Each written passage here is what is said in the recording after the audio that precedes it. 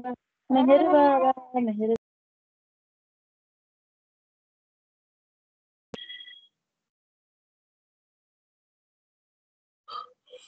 అవతార పురుషుడా, లోకమును కాకుండా నిన్ను అర్థం చేసుకునేలా, లోక సంకల్పమును కాకుండా నీ సంకల్పమును అర్థం చేసుకునేలా నన్ను మలుచు. శాశ్వత ప్రీతమ అవతార్ మెహర్ బాబాకి జై. అందరికీ జై మెహర్ బాబా అండి. శాశ్వత ప్రియతమ అవతార్ మెహర్ బాబా కి జై బాబా. జై మెహర్ బాబా సార్. జై మెహర్ బాబా అండి. జై మెహర్. సో ఈరోజు మ్యూజికల్ మెహరోపాసన విత్ అన్నమయ్యలో ఈరోజు మనము మరొక సంకీర్తనకి అవతాడు అవకాశం ఇచ్చాడు. అన్నమయ్య ఇచ్చినటువంటి ఒక 5వ సంకీర్తన, ఈ స్టేట్స్ ఆఫ్ కాన్షియస్నెస్ అనేటువంటి మనకి అవతాడు చెప్పినటువంటి ఆ మాటకి ఒకటి కదా 2 కాదు, దాదాపు 50 సంకీర్తనల వరకు మనకి అన్నమయ్య అందించడం జరిగింది.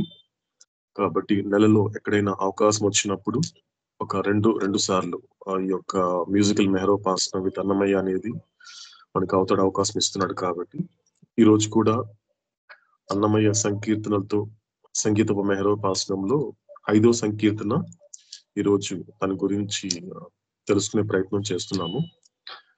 కాబట్టి 5వ సంకీర్తన అందరి వసమ హరినెరుగా అనే సంకీర్తనని ఈ రోజు మెహరోపాసనంలో ఆ సంకీర్తన ఏంటి, సో దాని వెనక ఉన్నటువంటి ఆ తత్వం ఏంటి, దానికి కనెక్ట్ అయ్యేటువంటి అవతార పురుషుడి యొక్క వాక్యము, ఆ మాట ఏంటో మనము ఈ మెహరోపాసనలో తెలుసుకునే ప్రయత్నం చేద్దాం. ఓకేనండి. సో ఈరోజు ఈ పూట మెహరోపాసన యొక్క షెడ్యూల్ ని ఇంకొకసారి రిపీట్ చేస్తాను. హఫీజ్ యొక్క వివదల్లో మొదటి పర్షియన్ ఆంజనేయులు, ఇంగ్లీష్ లో నర్మదా గారు, తెలుగులో అంజప్ప గారు, ఆ తర్వాత మెసేజ్ మీకు ఆల్రెడీ షేర్ చేశాను. అవతాడు చెప్పినటువంటి లక్షలాది మందిలో ఒక్కడు మాత్రమే క్రాస్ చేస్తాడనేటువంటి ఒక మెసేజ్ ఇవ్వడం జరిగింది. అంటే సరిగ్గా కనెక్ట్ అవుతుంది అన్నమయ్య యొక్క పాటకి, అవతార పురుషుడి మాటకి కనెక్ట్ అయ్యేటువంటిది ఒక మెసేజ్ కూడా మీతో షేర్ చేశాను. దానిని ఇంగ్లీష్ లో అరుణ ద్వారా అలకిద్దాము, అదేవిధంగా తెలుగులో అక్కమ్మ గారి ద్వారా ఆలకిద్దాము. కాబట్టి ఈరోజు సంకీర్తిని ఆలపించేది అంజప్ప గారు. కాబట్టి ఆయన ఆలపించిన తర్వాత సో వాలంటీర్ గా సో మీకు ఎంతవరకు అర్థమైంది అనేది సో మీరే ఒక వాలంటీర్ గా వచ్చి మీరే ముందుకు వచ్చి సో మీరు షేర్ చేయండి. సో అయిన తర్వాత మీ అందరిది అయిన తర్వాత చివరిగా సో నాకు ఎలా అర్థమైంది అనేది కూడా మీతో నేను షేర్ చేసుకుంటాను. ఇక చివరిగా నామము తేజిత చాయిస్, ఆరతి కూడా సో దుర్గశ్రీ గారి చాయిస్. సో ఈ విధంగా చివరిగా 2 నిమిషాల పాటు నిశ్శబ్దం పాటించి ఈ పూట మెహరోపాసన కంక్లూడ్ అవుతుంది.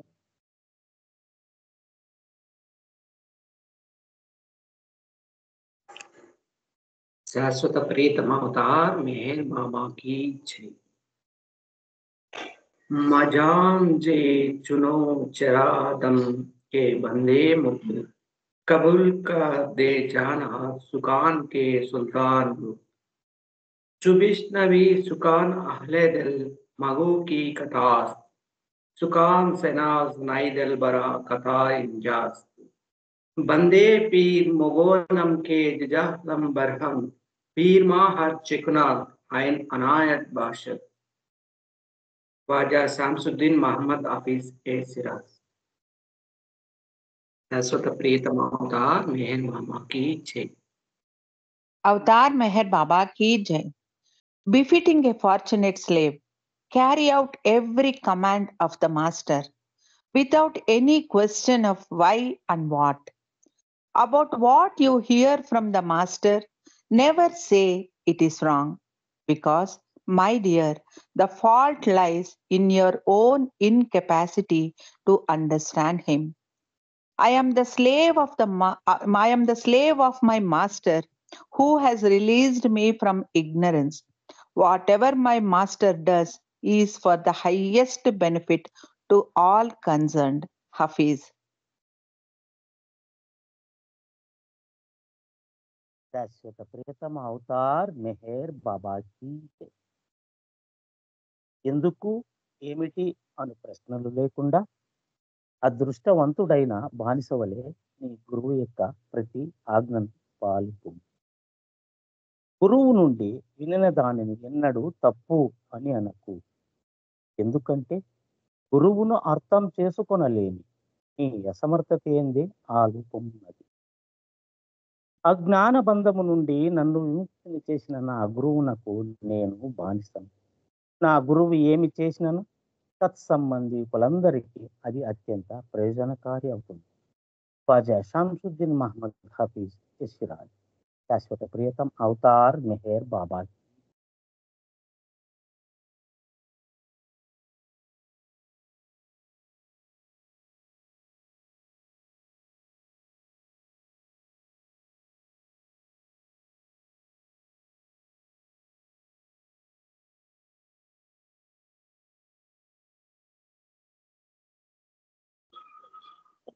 అరుణ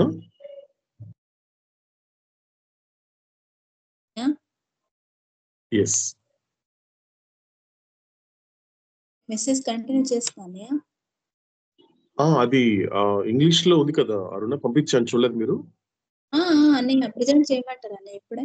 అంటే చేయండి. అదే నెక్స్ట్ మీది, తర్వాత తెలుగులో అక్కమ్మ గారు, ఆ తర్వాత సంకీర్తనాలకి ఆలపించేది అంజప్ప గారు, ఆ తర్వాత మన ఎవరికి ఏం అర్థమైందని తర్వాత స్టార్ట్ చేద్దాం. ఓకే అన్నయ్య, నేను సాంగ్ అనుకుంటాను. సరే. శాశ్వత ప్రియతమ అవతార్ మెహర్ బాబా కీ జై. Baba then called upon Aloba to react in Persian a couplet from Hafiz which Baba translated as follows.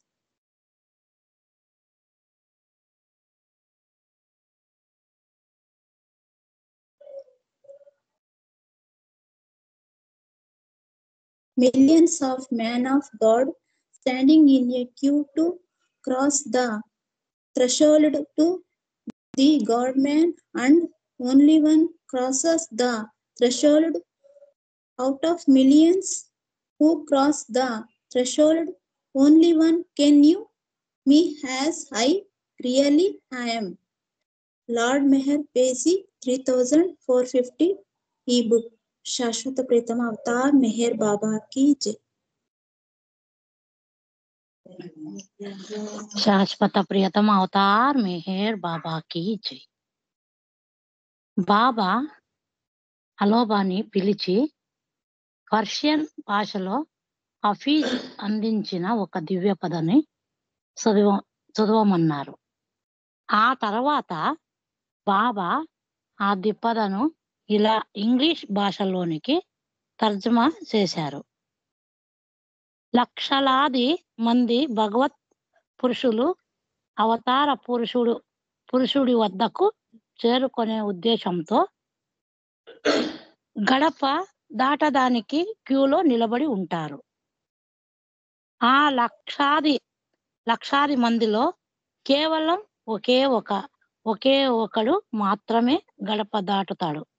అలా గడప దాటిన లక్షలాది మందిలో కేవలం ఒకే ఒక్కడు మాత్రమే నిజానికి నేనెవరు అనేది తెలుసుకుంటాడు.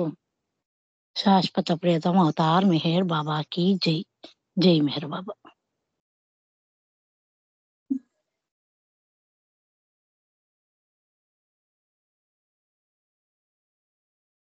శాశ్వత ప్రియతమ అవతార్ మెహర్ బాబా की కడపక అన్నమాచార్యులు అందిస్తూ సంకీర్తన.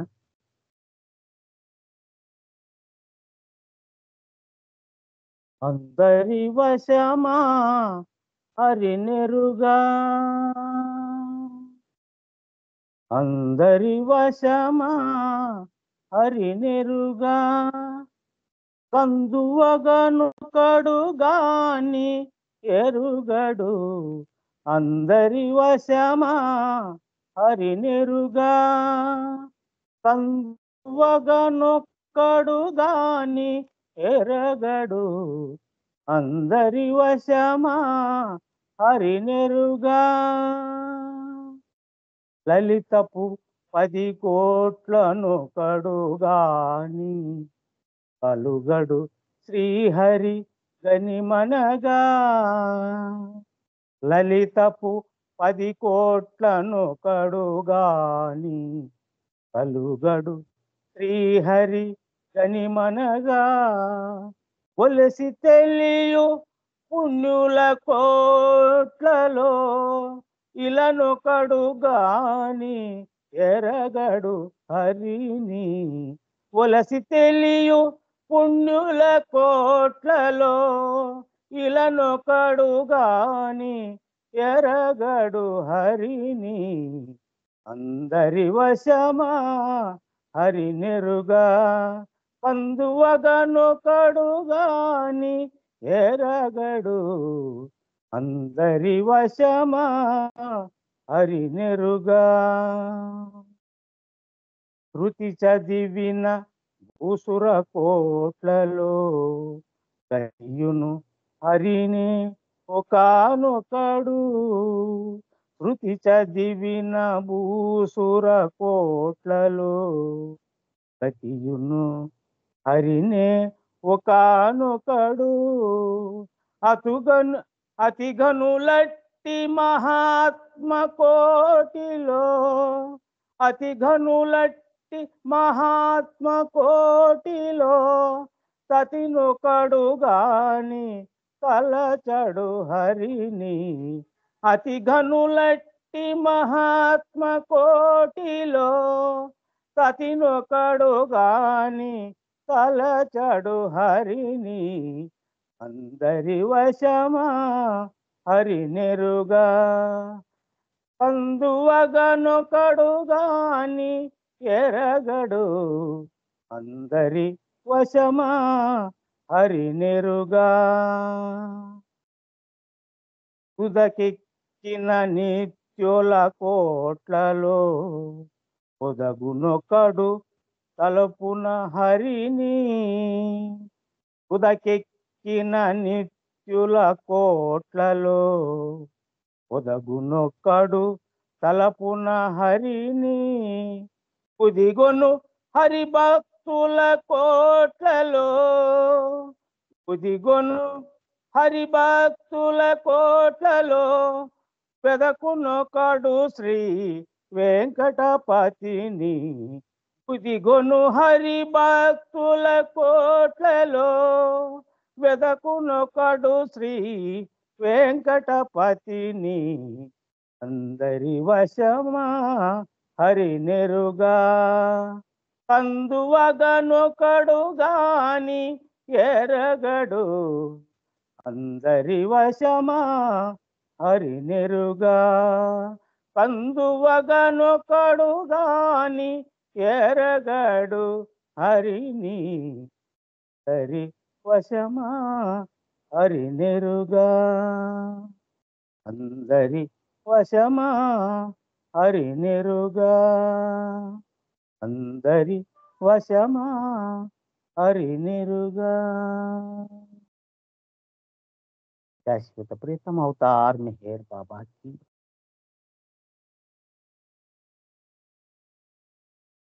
సంకీర్తన యొక్క భావాన్ని నాకు ఇలా తెలియజేస్తున్నారు. అందరి వశమా హరి నెరుగా కండువగా నొకడుగాని ఎరుగడు హరిని.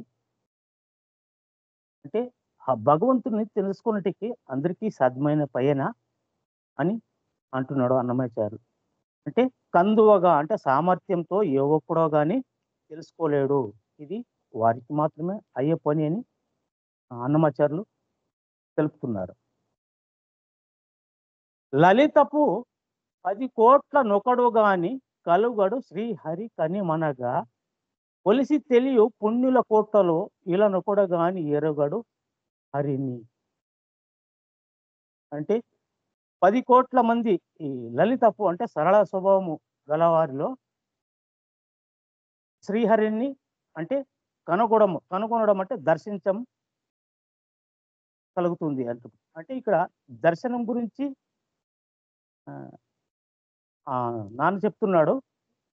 కని మనగా అంటే చూసి దర్శించడం అన్నమాట. ఆ దర్శించడానికి మనకు బాబా ఒక నిజాన్ని అందించాడు.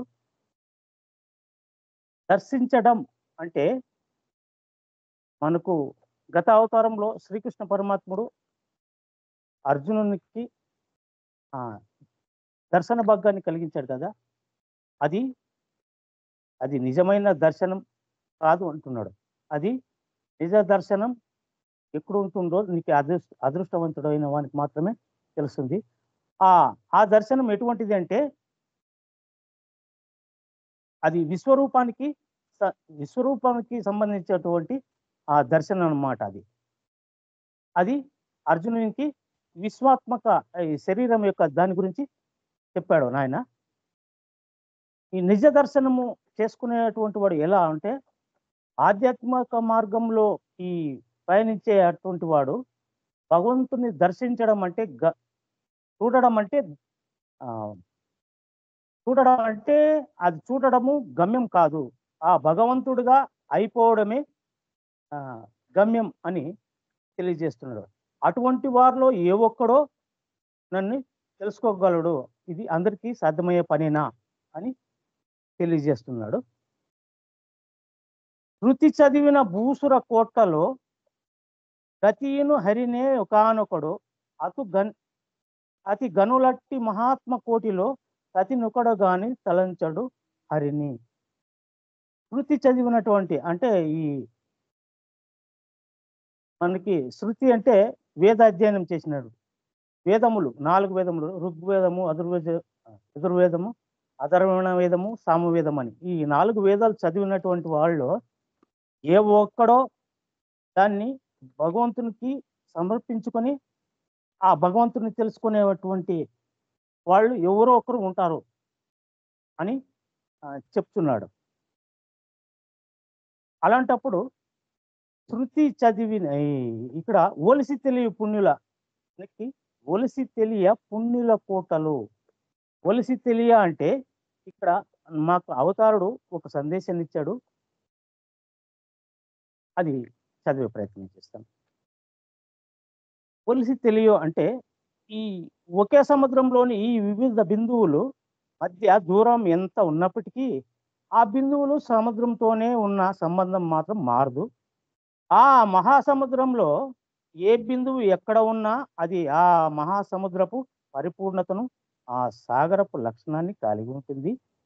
ఈ విశ్వాత్మక మనస్సు అనే మహాసముద్రంలో ఉన్న ఒక వ్యక్తి సముద్రంలోని ఆలోచనలు మరియు వ్యక్తిగత మనస్సుకు తెలియవు, కానీ వాటిని విశ్వాత్మక మనస్సు వెంటనే తెలుసుకుంటుంది. ఎందుకంటే ఆ బిందువులో అనేక వ్యక్తిగత మనస్సులు విశ్వాత్మక మనస్సులో అవిభాజ్యంగా ఉన్నాయి కనుక ఈ సమగ్రమైనటువంటి జ్ఞానాన్ని అంతా త్రుటిలో తెలుసుకునగలము.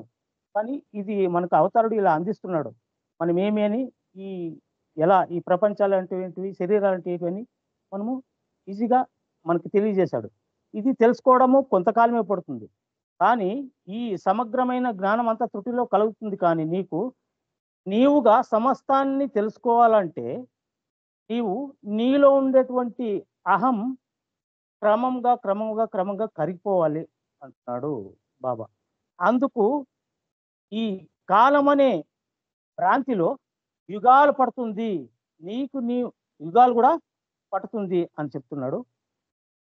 నీవు మరణించడం అంటే భగవంతునిగా నీవు అనుభవాన్ని పొందేందుకు భగవంతునిలో నిన్ను నీవు పూర్తిగా లయం చేసుకోవడమే. నీలోని అసత్యపు నేనును వదులుకోవడమే సులభమైన పని కాదు. దాంతో పోల్చినప్పుడు చనిపోయిన వానికి ప్రాణం పోయడం చిన్నపిల్లలాంటిది అని చెప్తున్నారు. కానీ ఒకసారి ఈ అసాధ్యాన్ని సుసాధ్యం చేసుకుంటే ఇక దానికి మించిన అసాధ్యం లేదేమని తెలియజేస్తున్నాడు అన్నమాచార్య బాబా మనకి. అంటే ఒలిసి తెలివి అంటే ఇప్పుడు అది పూర్తిగా తెలుసుకున్న తర్వాత ఇది ఏమి అనేది తెలుస్తుంది. అటువంటి వారు ఏ ఒక్కరో నిన్ను తెలుసుకోగలరు అని తెలియజేస్తున్నాడు అన్నమాచార్యులు. తుదకెక్కిన నిత్యుల కోట్లలో పొదగునకుడు తలపున హరిని. కుదిగొను హరిభక్తుల కోటలో వెదకునకుడు శ్రీ వెంకటపతిని. నాకు అర్థమైనట్లు తుదకెక్కిన నిత్యుల కోటలో అంటే నిత్యుల కోటలో నాకు అంతగా నేను ప్రయాణం చేయలేదు. అంటే నిత్యుడు అంటే ఈ జీవన్ముక్తుడు అని ఇక్కడ తెలియజేశారు. అటువంటి జీవన్ముక్తులు అందులో ఏ ఒక్కడో కానీ హరిని తెలుసుకొని గలడు అని ఇక్కడ తెలియజేస్తున్నారు అన్నమాచారి. శాశ్వత ప్రేతమ అవతార్ మెహర్ బాబాకి.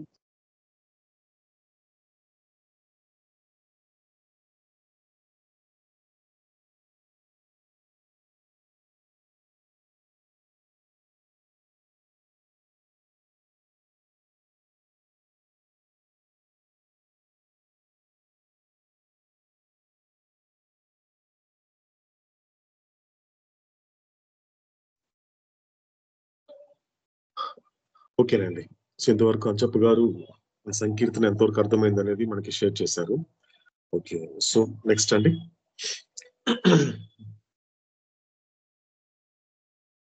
శాశ్వత ప్రీతమ అవతార్ మెహర్ బాబా की जय అన్నయ్య. వేణుగారు బాబా జై మేరం బారుణ జై మేరం కంటిన్యూ. అన్నయ్య అందరి వశమ హరి నెరుగా కందువగు నొకడు గాని ఎరగడు. అంటే ఇక్కడ ఆ ఒక్క భగవంతుని ఎరగడం అనేది, భగవంతుని తెలుసుకోవడం, భగవంతుని దర్శించడం అనేది అందరి వలన అయ్యే పని కాదు అని ఎవరికి వారు క్వశ్చన్ వేసుకోవాల్సినటువంటి సంకీర్తన అనేది. అంటే బాబా చెప్పారు కదా, ఆయన ఒక డీపర్ రియాలిటీ, ఆయన ఆ యొక్క లోతైన నిజం కోసం ఎరుకతో కూడినటువంటి తపనతోనే మార్గం ప్రారంభం అవుతుందని బాబా చెప్తున్నారు కదా. ఆ ఒక్క లోతైన నిజం కోసం ఆ ఒక్క అంటే పై కనిపించే అబద్ధం కోసం ఎరుకలేని తపన ఉన్నంత కాలం మార్గం అనేది ప్రారంభం అవదు అని మన గతంలో బాబా తెలియపరిచినారు. అంటే పై కనిపించే అబద్ధాలతో ముడిపడేటువంటి జీవుడికి ఈ ఒక్క హరి నెరగడం అనేది సాధ్యం కాదు. అందుకనే బాబా మార్గం ప్రారంభించినటువంటి జీవుడు నిరంతరం కొనసాగించాలి. కొనసాగిస్తే ప్యూర్ సోల్, అంటే ప్యూర్ సోల్ దాటేసి వెరీ ప్యూర్ సోల్ కి దగ్గరగా ఉండేటువంటి వాడే హరి నెరుగుతాడు, ఆ ఒక్క హరిని దర్శించగలుగుతాడు అని ఈ పాట ద్వారా నాకు ఒక 2 లైన్స్ బాబా ఇచ్చినాడండి. ఇంకా కొన్ని విషయాలు మీ ద్వారా తెలుసుకుంటామండి. శాశ్వత ప్రీతం అవతార్ మెహర్ బాబాకి జై మెహర్ బాబాని. ఓకే అరుణ, రైట్ అండి. సో నెక్స్ట్ అండి. శాశ్వత ప్రీతం అవతార్ మెహర్ బాబాకి జై అన్నయ్య. జై మేరం. వినిపిస్తాంది? yes Meenakshi continue. ఇప్పుడు నా నాన్న మనకి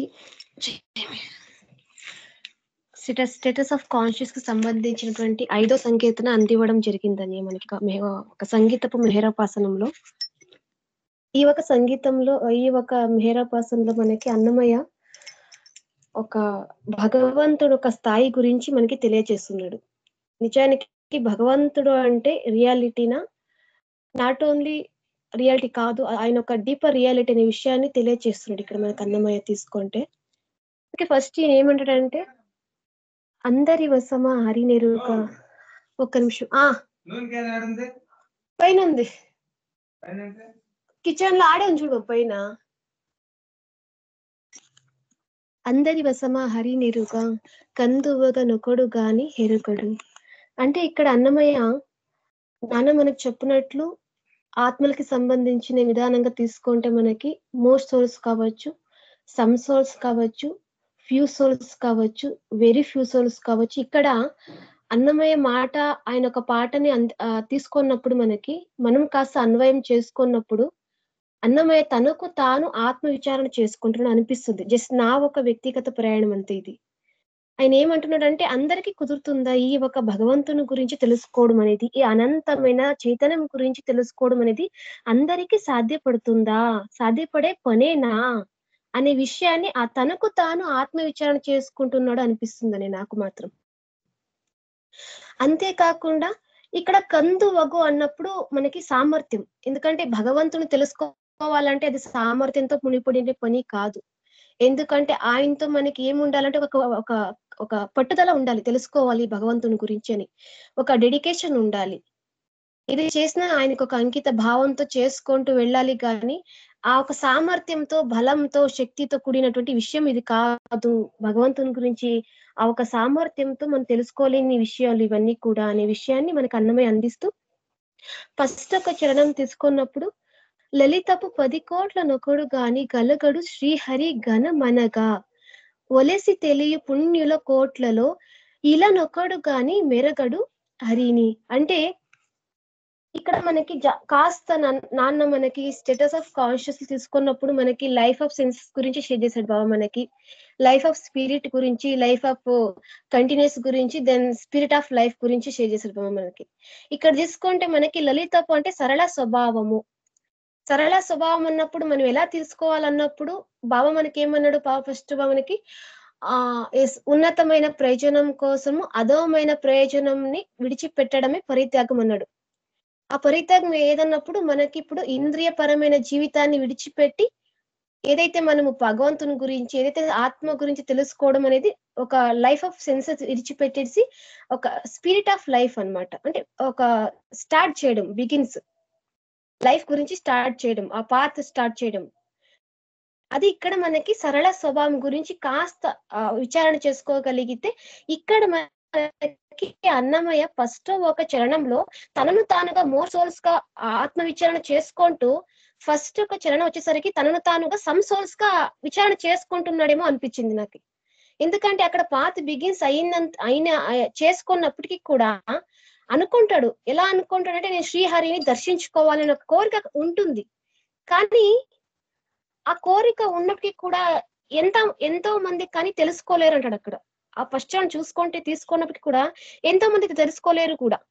పుణ్యాత్మలలో ఈ ప్రపంచంలో అదే విధంగా పుణ్యాత్మలు అంటే ఇప్పుడు మనకు బాబా అందించాడు, ఒక మాట అందించాడు, ఈ ఒక మెహరోపాసనని అందించాడు. పుణ్యాత్మలు అంటే ఉన్న సుఖాన్ని సుఖించుకున్నట్లు ఆ పుణ్యాన్ని జ్ఞానం వైపుకి నడిపించుకుంటూ, ఆ జ్ఞానం వైపుకి వినియోగించుకుంటూ వెళ్ళేవాడి పుణ్యాత్ముడు అని బాబా మనకి అందించాడు. ఆ పుణ్యాన్ని తనకుండే ఒక చక్కగా ఆరోగ్యం కావచ్చు, సౌకర్యం కావచ్చు, ఏదైనా కావచ్చు, ఒక కంఫర్టబుల్ లైఫ్ అన్నప్పుడు దానికి తన ఒక సుఖించకుండా తన భగవంతుడి వైపుకి ఒక నాలెడ్జ్, ఒక జ్ఞానం వైపుకి నడుచుకుంటూ వెళ్ళేటప్పుడు అదే ఇప్పుడు చక్కగా ఆరోగ్యం ఇచ్చాడు అవుతాడు మనకి. ఇలాంటి ఇచ్చినప్పుడు ఇలాంటి నాకు అన్ని సౌకర్యం చూపు ఇప్పుడు నేను మొదలు పెట్టాలి, నా పాత్ని ఇప్పుడే నేను స్టార్ట్ చేసుకోవాలి నాకు ఆలోచించుకుంటూ. అదే విధంగా తీసుకుంటే మనకి ఇక్కడ ఒక ఫుల్ కాన్షియస్ తీసుకున్నప్పుడు, మనకి హ్యూమన్ ఫామ్ తీసుకున్నప్పుడు, పునర్జన్మ క్రమం తీసుకున్నప్పుడు నాన్న మనకి 2 గిఫ్ట్ ఇచ్చాడు. మనకి ఫుల్ కాన్షియస్ ఒకటి ఇచ్చాడు, మనకి బుద్ధి ఇచ్చాడు. ఎవరైతే సంస్వలని మనం పిలువబడతామో వాళ్ళు ఒక పాత్ బిగిన్ చేసుకున్న తర్వాత అక్కడ తన బుద్ధిని గుర్తించి ఆ బుద్ధికి వివేకవంతమైన బుద్ధిని గుర్తించుకుంటూ తన ఫుల్ కాన్షియస్ గుర్తించుకుంటూ, ఈ ఫుల్ కాన్షియస్ అనేది నేను జస్ట్ ఈ ఫుల్ కాన్షియస్ ఉండడానికి కాదు, ఒక అపరిమితమైనటువంటి కాన్షియస్ పొందడానికి అనే విషయాన్ని ఒక వినియోగించుకుంటాడు కదన్య. అతను నిజమైన అదృష్టవంతుడు అంటాడు ఇక్కడ మనకు అన్నమయ్య.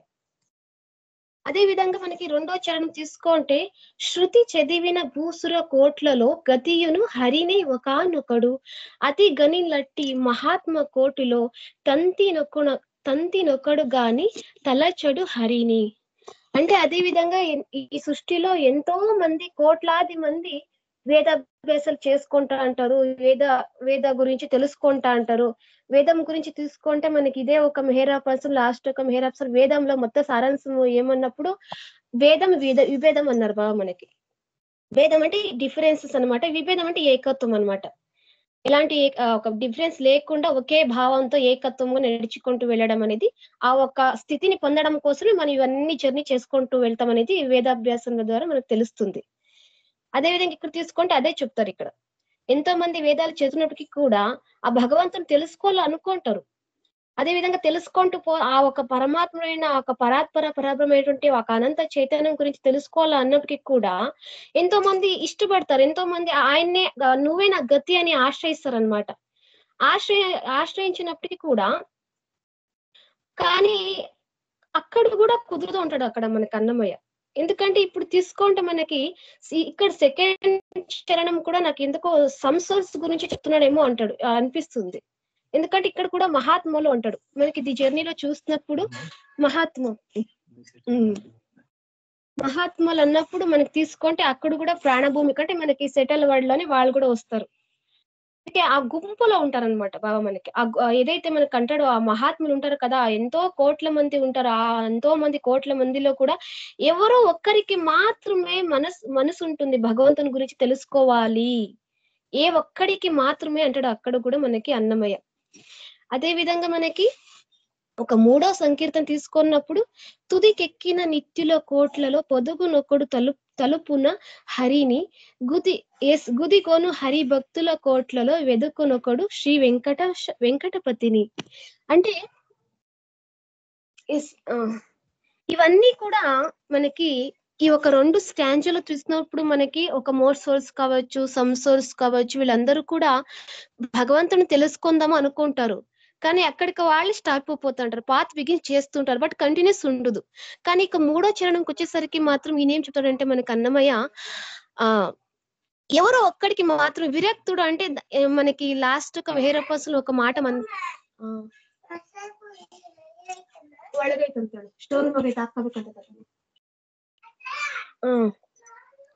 ఆ ఒక్క మాట అంటాడు మనకి అన్నమయ్య. అంటే ఆ ఒక దాని అతను ఏమంటాడు, స్థిత ప్రజ్ఞుడు.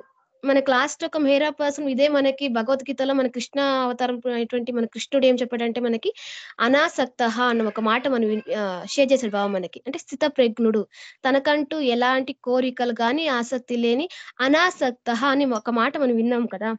అదే విధంగా ఇక్కడ కూడా 3వ చరణంలో అలాంటి పర్సన్ అని చెప్తున్నాడు. ఇక్కడ విరక్తుడు అంటే అనాసక్తుడు, స్థిర ప్రజ్ఞుడు, భగవంతుడు కోరుకునే విధంగా మనకి మెహర్ బాబా చెప్పే విధంగా అయితే హార్ట్ అండ్ మైండ్ బ్యాలెన్స్ చేసేవాడు, ఒక మనస్సుని హృదయాన్ని బ్యాలెన్స్ చేసేవాడు అంటారు కదా.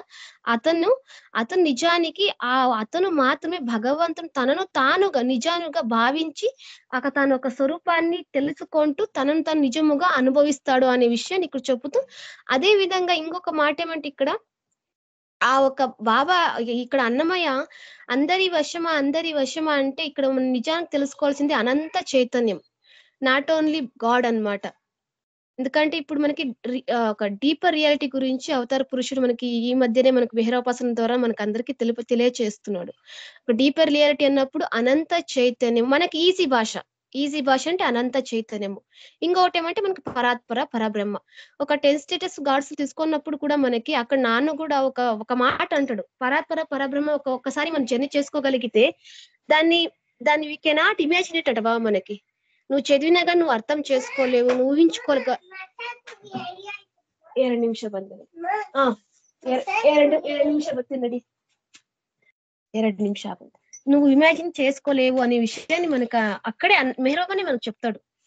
కాబట్టి ఇక్కడ నాకు ఈ ఒక సంకీర్తన ద్వారా అన్నయ్య మనకి ఏం తెలియజేశారంటే ఒక అనంత చైతన్యం గురించి తెలుసుకోవాలంటే ఫస్ట్ నువ్వు ఆ ఒక నిజమైన కోరిక కలిగి ఉండాలి, అంతేకాకుండా ఒక పట్టుదల కలిగి ఉండాలి. అదే విధంగా మనకి ఎలా అయితే ఒక పాత్ని బిగిన్ చేయడమే ముఖ్యం కాదు, కంటిన్యూస్ కూడా చాలా అత్యవసరమైన విషయాన్ని ఇక్కడ మనకి అన్నమయ్య చెప్పుతూ ఆ అనంత చైతన్యం గురించి ఇక్కడ కూడా తన ప్రియతమ దగ్గర అన్నమయ్య షేర్ చేసుకుంటున్నాడు అని అనిపించిందని నాకు. సో శాశ్వత ప్రియతమ అవతార్ మెహర్ బాబాకి జై. ఓకే మీనాక్షి. సో నెక్స్ట్ శాశ్వత ప్రియతమ అవతార్ మెహర్ బాబాకి జై. అందరికీ జై మెహర్ బాబా అండి. ఈ అన్నమయ్య సంకీర్తన ద్వారా అందరి వశమా హరి నేరుగా అని అన్నమయ్య చెప్తున్నారు. కాబట్టి అందరి వశమే బాబా నేరుగుట, అందరి వశమే బాబా నేరుగుట కోసమే మనల్ని మెహర్ బాబా ఈ మెహరోపాసనలో ఆయన శ్రమను గుర్తించి మన శ్రద్ధగా వింటున్నాం. కాబట్టి అందరి వశమే మనకి మెహర్ బాబా నేరిగేది అనేసి నాకు మనకందరికి ఆ వశం చేసుకొచ్చాను మెహర్ తండ్రిని. ఆయన ఎక్కడో లేడు, మెహర్ తండ్రి ఎక్కడ ఉన్నాడు? బయట ఉన్నాడా? ఎక్కడ లేడు కదా, నాలోనే ఉన్నాడు కదా. లోతైన నిజం కోసము ఎరుకుతో కూడిన తపనతోనే మార్గం ప్రారంభమవుతుంది. ఎక్కడో ఎత్కాల్సిన అవసరం లేదు కదండి మెహర్ బాబాని. హరిని ఎక్కడ ఎతకాలా, మెహర్ తండ్రిని ఎక్కడ ఎతకాలా? నాలోనే ఉన్నాడు, నాలోనే వశం చేసుకోవాలి, నేనే వశం చేసుకోవాలి ఆయన్ని. ఆ వశం అనేది ఏంటి? నేనే భగవంతుణ్ణి. బాబా చెప్తారు కదా, నువ్వు నేను వేరు కాదు, నువ్వు నేను ఒకటే. నీలోనే నేను అనంత చైతన్య, పూర్తి చైతన్య, అనంత చైతన్యంగా నేను మార్చుకోవాలా. అదే నా వశం ఏది మెహర్ తండ్రి. నా వశం అయిపోతాడు ఆయన. నేనే మెహర్ బాబా. ఆ ఎరుక రావాలని, ఆ ఎరుకు కోసమే ఇప్పుడు ఈ మనం చేసే ఈ మెహరోపాసనము. అందరి అప్పుడు మెహర్ బాబా ఆయన వశము, అందరి వశము ఆయనే అవుతాడు అనమాట. మెహర్ బాబానే అవుతాడు అందరి వశము. బాబా చెప్పిన కోట్లు ఏం చెప్పలేదు, లక్షల్లో 84 లక్షలు చెప్పారు. ఆ లక్షలో నేను ఉన్నానని గుర్తించి మెహర్ తండ్రిని మెహరోపాసనని, ఆయన గాడ్ స్పీక్స్ ని, ఆయన శ్రమని నేను గుర్తించి నేను శ్రద్ధగా ఆలపిస్తే ఆయన వశం అవుతాడు. 100% అవుతాను అని బల్లబుద్ధి చెప్తున్నాడు కదా మెహర్ బాబా. అందుకే కదా మన మెహరోపాసన కూర్చోబెట్టున్నాడు. దీని ద్వారా నాకు ఈ సంకీర్తన విన్న తర్వాత నాకు పొద్దులేసి కొంచెం విచారణ చేస్తుంటే ఒకరి జీవితము ఒకరికి నాకు గుర్తొచ్చింది అనమాట. వాళ్ళు ఎవరో అంటే వాళ్ళు ఒక ఊరు చాలా ఏళ్ల తర్వాత, ఎన్నో సంవత్సరాల క్రితం ఒక ఊరు ఉందనమాట. ఆ ఊర్లో ఒక అతను పేద బ్రాహ్మణుడు ఉండేవాడు. అంటే ఎలా వశం చేసుకోవాలా, భగవంతుని ఎలా వశం చేసుకోవాలా, భగవంతుడు బయట లేదు కదా, ఎక్కడ పాతాళం లేదు, ఆకాశం లేదు, ఎక్కడ లేదు. అన్నమయ్య సంకీర్తనలో ఉంది కదా, పాతాళంలో లేదు, ఆకాశం లేదు, ఎక్కడ లేదు కదా, నీలోనే ఉన్నాడు, అంతరంగా నీలోనే ఉన్నాడు. నువ్వు ఇప్పుడు నీ 2 చెప్పారు కదా బాబా, వైరాగ్యము అభ్యాసంతో నువ్వు ఆయన వశం చేసుకోవచ్చు. ఆయన వశం చేసుకోవడానికి ఈ మెహరోపాసనము. దీని ద్వారా నాకు ఆయన జీవితము ఒక కథ కాదు, జీవితం ఆయన్ని గుర్తొచ్చాను అనమాట. నాకు ఒక పేద బ్రాహ్మణుడు ఉంటాడనమాట ఒక ఊర్లో, చాలా పేద ఒక పల్లెటూరు. ఆయన పేద బ్రాహ్మణుడు, ఆయన శివభక్తుడు అనమాట, చాలా శివభక్తుడు. రోజు గుడికి వెళ్ళి గుళ్ళో శివుణ్ణి దర్శనం చేసిన తర్వాత ఇంటికి వచ్చి ప్రసాదం తిని అలా ఉండి జీవితం గడుస్తుంటుంది ఆయనకి. ఒకసారి ఆయనకి అనిపిస్తుంది అనమాట, రోజు మనం అంత గుడికి వెళ్తున్నాం, అంత దూరం గుడికి వెళ్తున్నాం కదా, నేనే గుడి కట్టి బాగుంటుంది కదా, నేనే అందరినీ ఒక అప్పు అడిగి, అందరు చందాలు అడిగి, నేను ఇక్కడ శివలింగం ఒకటి నిర్మిస్తే, ఒక గుడిని ప్రాప్తి చేస్తే దాంట్లో అక్కడే దగ్గరే చేసుకోవచ్చు కదా దర్శనం అనేసి ఆయన అలా ఆలోచన వస్తుంది అనమాట. ఆలోచన అందరితో వెళ్ళి డబ్బులు అడుగుతాడు అనమాట. మరి అందరూ మన చందా వేసుకొని అప్పు ఇవ్వండి, కనీసం గుడి కట్టిన తర్వాత మీ అప్పంతా నేను తీరుస్తాను, మనందరూ ఎక్కడో వెళ్ళి శివదర్శనం చేసుకుంటున్నాం కదా, మనం ఇక్కడే శివుని దర్శనం చేసుకోవచ్చు కదా ఆయనకు ఒక ఆలోచన, ఆయనకి తపన.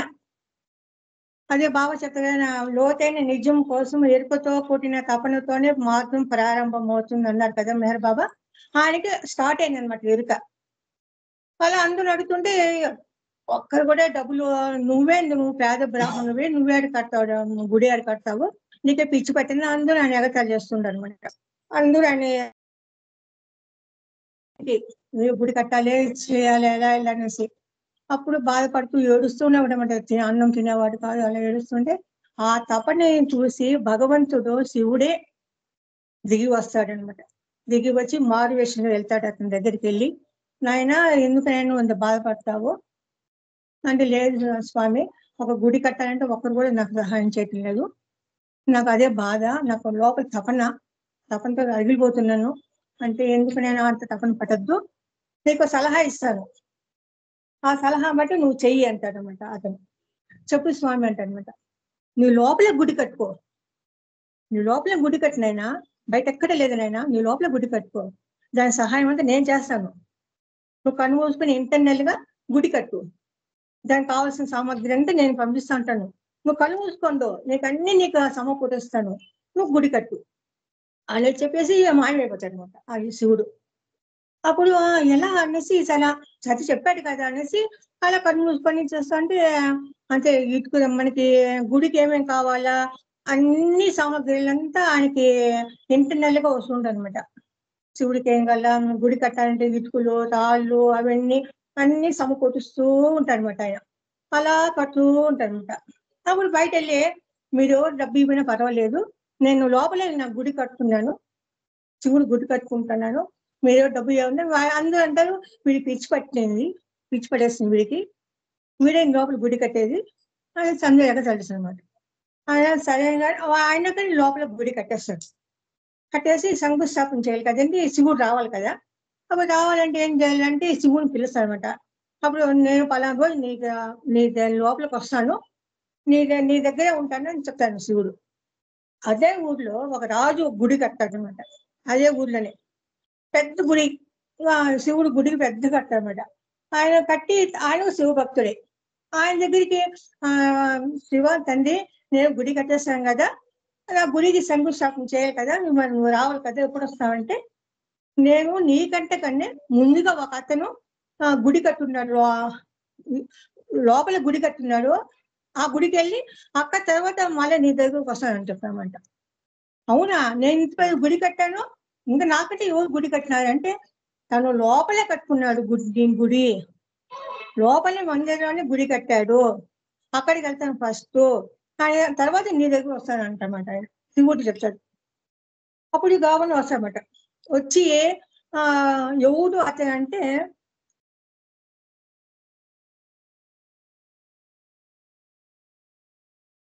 అతను ఎవరు అంటే రాజు అడతాడనమాట, కళ్ళలో కనిపిస్తాడు దేవుడు.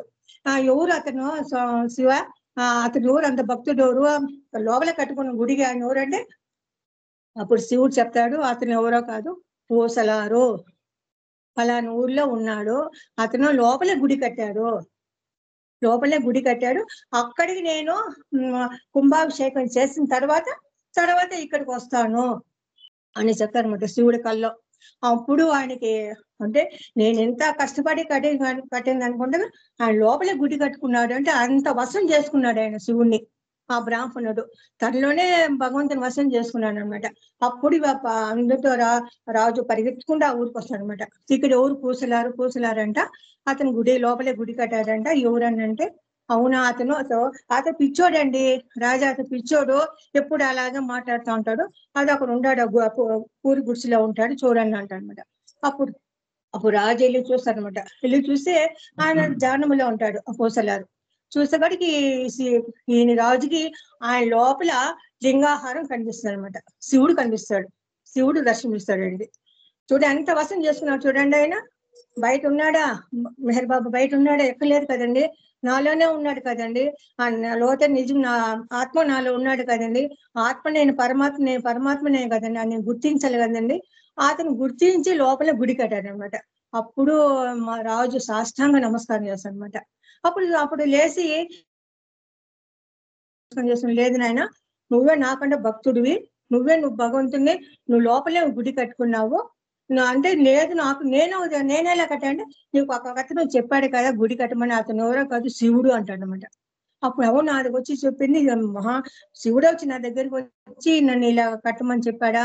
అప్పుడు ఆయన దాని భక్తికి మెచ్చి రాజు ఆ గుడిని ఏం పేరు పెట్టాడండి, హృదయేశ్వర ఆలయం, హృదయమే కట్టుకున్నాడు గుడి, హృదయంలోనే ఆయన వశం చేసుకున్నాడు మెహర్ బాబాని. మనం కూడా అలాగా ఆ హృదయంలోనే వశం చేసుకున్నాం కాబట్టి హృదయేశ్వర ఆలయము అనేసి రాజు ఆయనకి గుడి కట్టిస్తారు అనమాట ఆ ఊర్లోనే. ఆ ఊరు ఎక్కడ కాదు, చెన్నైలోనే ఉంది.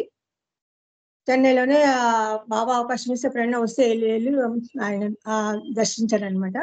అందుకే ఇప్పుడు అన్నమయ్య సంకీర్తన ద్వారా ఈ స్టోరీ నాకు మార్నింగ్ నుంచి నేను జర్నీ చేస్తుంటే, అవును కదా, ఎందుకు అందరు వశం అవుతారు కదా మెహర్ బాబా, ఎందుకు చేసుకోకూడదు, ఈ మానవ జన్మలో చేసుకోవాలి కదండి, ఈ మానవ జన్మలోనే పూర్తి చైతన్యంని అనంత చైతన్యంగా నేను మారాలి కదా, నాకు నేను మారేదని ప్రయత్నం చేయాలి కదా, ఈ సర్కిల్ అని యజ్ఞానం అని బుడగ పగలు కొట్టుకోవాలా, నాలో ఉన్న ఒక నిజం నేను గుర్తించాలా, చేస్తే అందరి వశము అవుతాడు మెహర్ తండ్రి. అందరు వశం అయ్యేదానికి మెహర్ తండ్రి మనతో ఇప్పుడు మెహరోపాసన జరిపిస్తున్నాడు అనమాట. ఇలాగా అందరి వశం అవుతుంది అనేసి నాకు కాన్ఫిడెంట్ గా ఒక విశ్వాసపూర్వకంగా చెప్తున్నాను. నిర్భయంతో కూడిన నిర్ణయం తీసుకుంటే అందరి వశం అవుతాడు మెహర్ బాబా. అందరికి మనతో మాట్లాడే అందరికి వశం అవుతాడు మెహర్ తండ్రి. ఆయన మన తండ్రి, మన నిత్య సహచరుడు, మన జతలోనే ఉన్నాడు, ఆయన మనం చూస్తూనే ఉన్నాడు. నాకు అంత విశ్వాసం అండి మెహర్ బాబా అంటే. అలాగా నాకు ఈ స్టోరీ నాకు బాబా గుర్తు చేశారు కాబట్టి ఇది షేర్ చేశాను అనమాట. ఈ గురించి కొంచెం క్లుప్తంగా హరి మీరు కొంచెం క్లియర్ చేస్తాడు అనమాట.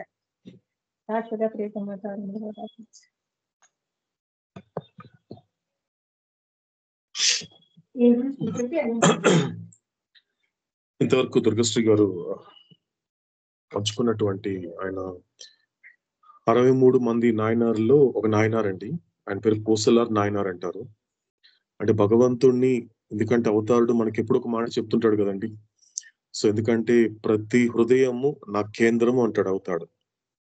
అంటే అది ఒక ఊరికే ఇటుకలతోనో కట్టే ప్రతి హృదయం, ప్రతి మానవ హృదయం కూడా నా కేంద్రమే. కాబట్టి every heart is my centre అంటాడు అవుతాడు. దానిని ఒక రకంగా కొన్ని వేల సంవత్సరాల క్రితమే ఒక వ్యక్తి, అంటే ఒక పూసలార్ అనేటువంటి 63 మంది నాయనార్లో ఒకరైనటువంటి పూసలార్ కూడా ఆ విధంగా ఆ శివాలయాన్ని బయట కట్టకుండా తనలోనే కట్టుకొని అక్కడే ప్రతిష్టాపన చేసుకున్నటువంటి ఇది ఒక ఇన్సిడెంట్, జరిగినటువంటి ఇన్సిడెంట్. ఇదేదో ఊహించుకోవడం అనేది కాదు, కానీ ఎందుకంటే ఇది జరిగినటువంటి ఒక నిత్య సంఘటన, గతంలో చరిత్రలో మిగిలిపోయినటువంటి గొప్ప సంఘటన. కాబట్టి కాబట్టి అతడికి వశమైంది. సో అతడికి తెలుసుకోవడమే కాదు, తన ఆ భగవంతుని, అంతర్యామిగా ఉన్నటువంటి భగవంతుని తనలో ప్రతిష్ఠించుకున్నాడు. ఆ ప్రతిష్టాపన జరిగింది. ఇప్పుడు మామూలుగా టెంపుల్స్ అనేది బయట కాకుండా నిజానికి టెంపుల్, దానికి ఏం అవసరం లేదు. కాబట్టి దానికి ఎంత గొప్పగా ఇచ్చాడు అంటే ఆ పరమేశ్వరుడు కూడా. ఎందుకంటే ఆ పక్కనే ఇది ఎక్కడంటే మనకి తమిళనాడులో ఉన్నటువంటి జరిగిన సంఘటన. ఎందుకంటే ఇక్కడ అరక్కోణం అనేటువంటి ఊర్లో ఏదైతే ఉందో, అరక్కోణం దగ్గరగా వస్తుంది మనకి టెంపుల్ అనేది.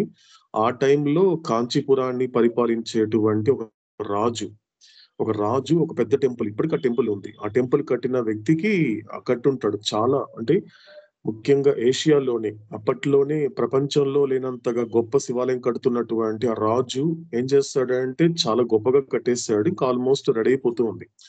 రెడీ అయిపోతున్నప్పుడు అతడికి ఒక టైంలో అతని కల్లోకి శివుడు వస్తాడు. శివుడు రావడంతో ఏం చేస్తాడంటే ఇంకా ప్రతిష్టాపన స్టార్ట్ చేయాలి కదా అన్నప్పుడు శివుడు అతని రాజు కళ్ళలోకి వచ్చి, నువ్వు నిర్ణయించినటువంటి ఆ ముహూర్తానికి నేను రాలేనని చెప్తాడు. నేను రాలేను, ఎందుకంటే నాకు వేరే చోట అపాయింట్మెంట్ ఉందని చెప్పాడు శివుడే.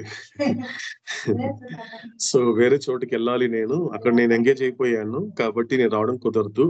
కానీ ఎందుకంటే నీకన్నా గొప్పగా ఒక ఆలయం కట్టాడు, నీకన్నా గొప్పగా కట్టాడు, పెద్దగా అని చెప్పడు, పెద్ద టెంపుల్ అని చెప్పాడు. ఆయన ఎలా ఉంటుందంటే పదాలు ఎలా ఉంటాయంటే గొప్పగా కట్టారని పరమేశ్వరుడు ఆ రాజు కళలకు వచ్చి చెప్పినప్పుడు, కాబట్టి ఆ గొప్ప ఆలయానికి మొదట వెళ్ళి నేను అక్కడికి వెళ్ళి వస్తాను, తర్వాత కావాలంటే నీకు చెప్తాను, అప్పుడు నువ్వు నిర్ణయించుకొని ఆ ప్రతిష్టాపనకి ఒక టైం పెట్టుకో అని రాజుకి చెప్పేస్తాడు. ఇతనికి ఆశ్చర్యం. అతను నాకు తెలిసినంత వరకు ఇంత డబ్బు, ఇంత శ్రమ, ఇంత కష్టం పెట్టినటువంటిది ఆలయము నేనే కడుతున్నాను కదా, నాకన్నా అంత గొప్ప ఆలయం ఎక్కడ కడుతున్నాడు, అందులో ఇక్కడేనా, పక్కనేనా, ఎక్కడది? సో తిరువన్మాయూర్ అనేటువంటి ఒక తిరునండ్రావూర్ అనేటువంటి ఊర్లో ఉన్నప్పుడు రాజు, ఆ కాంచీపురానికి సంబంధించిన రాజు ఈ తిరునండ్రావూర్ అనేటువంటి ఊరికి వచ్చి ఎదుగుతాడు. ఎవరో పూసలార్ అంటున్నారంటే కదా, పెద్ద టెంపుల్ కట్టారంటే అక్కడ వాళ్ళందరికి కూడా ఆశ్చర్యం వేస్తుంది. అదేంటి అతను కట్టడం ఏంటి, అతను నిరుపేద బ్రాహ్మణుడు, అతను ఎలా కడతాడండి? అదేం లేదు మహారాజా, మీరు పొరపాటు ఉంటారంటే, లేదు సాక్షాత్తు పరమేశ్వరుడే నా కళ్ళకు వచ్చి చెప్పాడంటే ఏదో నిజం ఉంటుంది.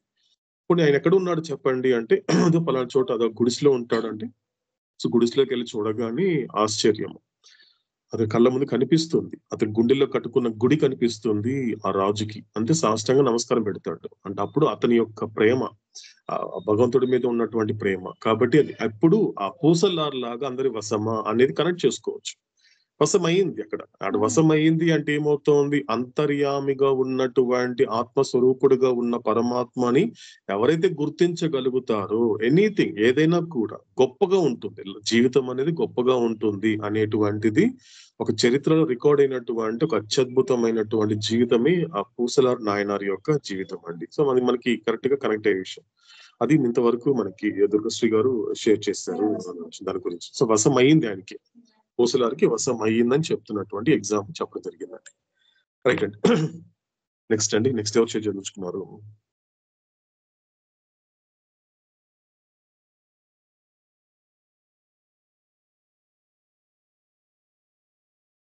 ఏవో సార్ అజయ్ మీరు రామేంద్ర సార్ ఏవో సార్, అన్నమయ్య సంకీర్తన ఇంచోపు అందరూ చాలా చక్కగా ఎక్స్ప్లెయిన్ చేశారు సార్. కరెక్ట్. అంటే నాకు తెలిసింది నేను చెప్తాను సార్ కొంచెం, ప్లీజ్ చెప్పండి సార్. ఇక్కడ అందరి వశమా హరినెరుగా అంటే అసలుకి హరిని ఎరిగేది అంటే మనలో ఉండే భగవంతుని మనం తెలుసుకునేది. హరినెరుగా అంటే ఆల్రెడీ మాస్టర్ స్టోల్ ముఖాంతరం మనం నడుపుతున్నాడు సార్. అంటే హరి నెరుగే అనేది సపరేట్ గా ఏం లేదు. ఆయన ఆల్రెడీ మనం కొట్టుకున్నాడు, దాన్ని మనం గుర్తిస్తాను లేదు.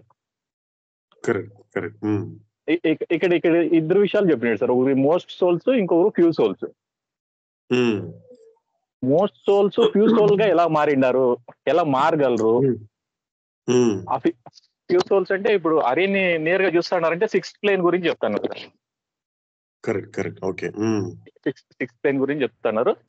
మోస్ట్ సోల్స్ ఎలా మనకి జర్నీ స్టార్ట్ చేసుకుంటాడు, రీఇన్కార్నేషన్ నుంచి రియలైజేషన్ ప్రాసెస్ ఎట్లయితుంది అని చెప్తున్నారు సార్. దీనికి బెస్ట్ ఎగ్జాంపుల్ మనకి ఎట్లా చేసుకోవచ్చు అంటే, మనకి కూడా అవకాశం ఉంది. 100% మనకి అవకాశం ఉంది. 100 కోట్లలో నేనున్నానా లేదని నేను ఫస్ట్ క్వశ్చన్ చేసుకుంటాను సార్. ఈ 100 కోట్ల ముందులో నేనున్నానా, నేనేం చేయాల, నేనేం చేస్తే ఆ 100 కోట్లలో ఒకడైతా అని నేను క్వశ్చన్ చేసుకుంటాను. ఈ సాంగ్ నేను జర్నీ చేసినప్పుడు ఇట్లా నేను జర్నీ చేసింది సార్. అంటే 100 కోట్ల మందిలో ఒకరు ఎరుగుతున్నారంటే వాళ్ళు ఎట్లా జర్నీ చేసినారు వాళ్ళు. సో వాళ్ళు ఎట్లా జర్నీ చేసి వాళ్ళు గమ్యాన్ని సాధించినారు, భగవంతుని చూస్తున్నారు, సిక్స్త్ ప్లేన్ భగవంతులో ఐక్యమవుతున్నారు అనే దాని గురించి ఆలోచన చేస్తే ఒకటి జ్ఞాపకం వస్తుంది సార్. నాతో జర్నీ చేసినప్పుడు అంటే ఇక్కడ మనకి నందనార్ బాగా కనెక్ట్ అవుతాడు సార్. నందనారు ఎట్లుంటుందంటే మార్నింగ్ లేచినప్పటి నుంచి ఈవినింగ్ కర్మ కొద్దీ కర్మ చేస్తా అంటాడు. అంటే ఉండే సంస్కారాల్ని ఖర్చు చేసుకుంటూ కొత్త సంస్కారాలని పోగు చేసుకోకుండా చేసుకుంటా సార్. అంటే అక్కడ కర్మ చేస్తా అంటాడు. ఆ కర్మ నేను చేస్తా అనలేదు, నా భగవంతుడు చేస్తా అన్నాడు. నా ముఖాంతరం భగవంతుని చేస్తా అన్నాడు. దాని ముఖాంతరము ఆ కర్మ అనేది, ఆ సంస్కారాలు అనేవి తగ్గించుకుంటూ కొత్తవి స్టాక్ అంటే సేరించుకోకున్నట్ల ఉండేవి ఖర్చు చేసుకుంటున్నాడు సార్. ఉండే ఖర్చు చేసుకోకుండా నీకు ఆ సంస్కారాలు ఏమైనా డ్రాప్ అయినా ఇంకా మిగిలేది ఓవర్ సోలే కదా సార్, సెల్ఫే కదా. అట్లా నందనార్ మనకి బెస్ట్ ఎగ్జాంపుల్ అనిపించింది నాకు. మీకు ఎలా అనిపించింది? అంటే మోస్ట్ సోల్స్ ఫ్యూ సోల్స్ గురించి ఈ సాంగ్ మొత్తం చెప్పిండేది అనిపించింది సార్. ఈ సాంగ్ సంకీర్తన అంతా వాళ్ళిద్దరి గురించి మాట్లాడాలనిపించింది మీకు? ఓకే బాగుంది రవీంద్ర. గుడ్, జై మీరు. ఓకేనండి. సో నెక్స్ట్ అండి.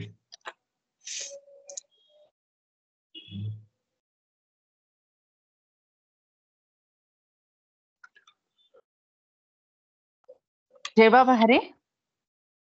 జై బాబా నర్మద గారు. అంటే ఇక్కడ నారాయణుడైన హరిని తెలుసుకోవడం అందరి వలన అయ్యే పని అని ఇక్కడ క్వశ్చన్ చూస్తుంటే కనీసం తెలుసుకోవాలన్న ఆలోచన అక్కడ వచ్చింది కదా, అది ఒక మంచి సూచన అనిపించింది నాకు. ఎందుకంటే ఇప్పుడు ఈ యొక్క భ్రాంతిమయ ప్రపంచంలో భగవంతుణ్ణి మనం లాస్ట్ ప్రయారిటీగా పెట్టేసుకొని మిగతావన్నిటికీ ఇచ్చినంత ప్రాముఖ్యత భగవంతునికి ఇవ్వట్లేదు. కాబట్టి ఇలా మిగిలిపోతున్నాం మనము.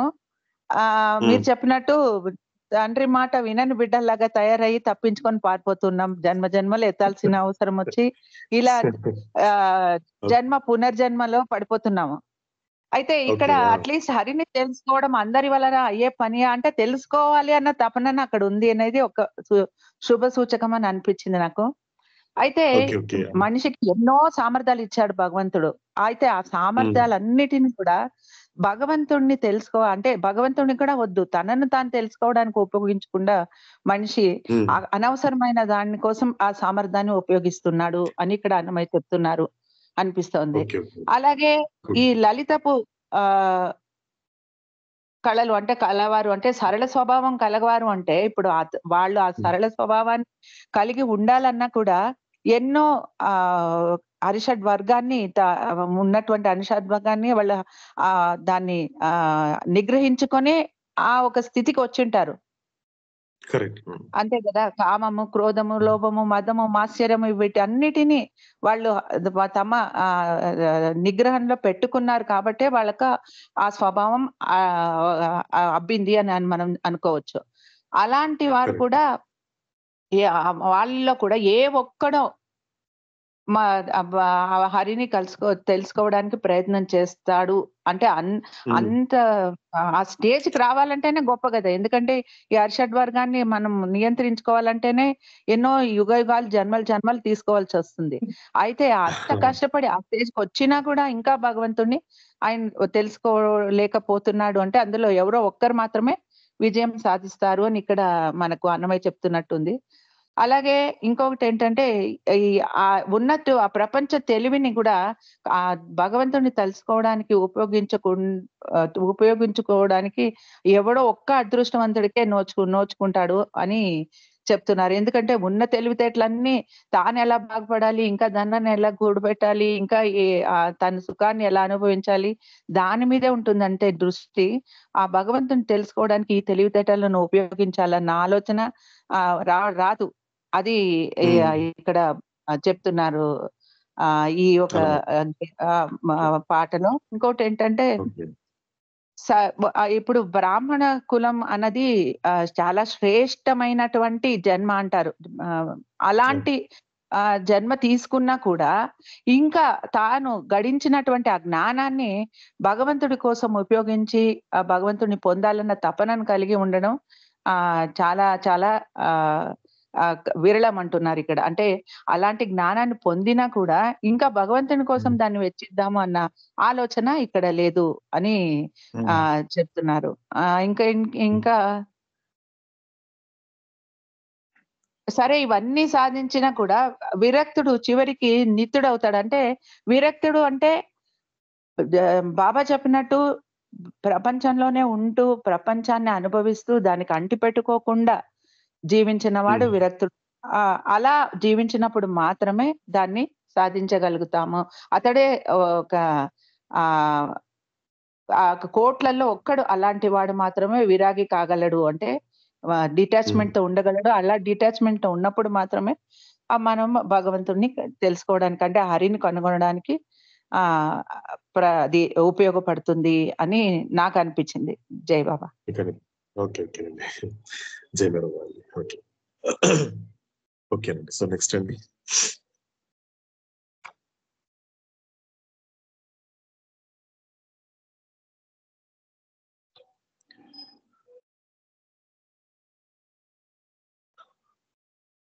ఓకేనండి.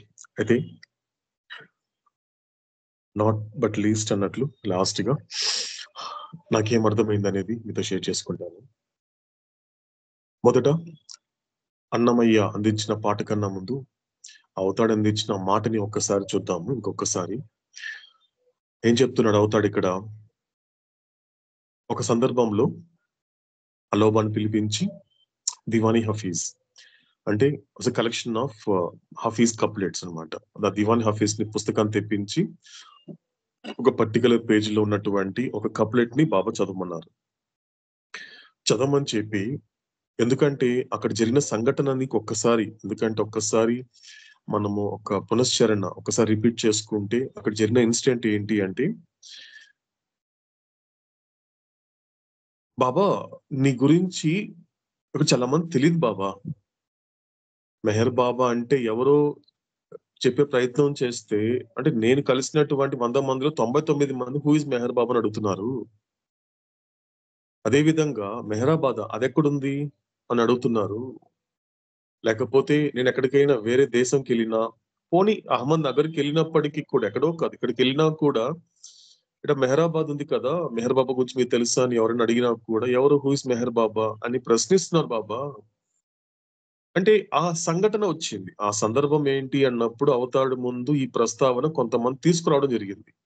ఎందుకు? ప్రపంచంలో ఉన్నటువంటి వాళ్ళందరికీ సో కాల్డ్ ఏదైతే ఒక పిలవకూడని మాట ఆధ్యాత్మికతని కూడా ఒక అప్లికేబుల్ చేసేసినటువంటి ఒక దురదృష్టకరమైనటువంటి సంఘటన ఏంటి అంటే, ప్రాపంచికంగా వాడేటువంటి కొన్ని పదాలని ఒక అవగాహన లేక, అది ఒక రకంగా చెప్పాలి అంటే చేసేస్తున్నారు.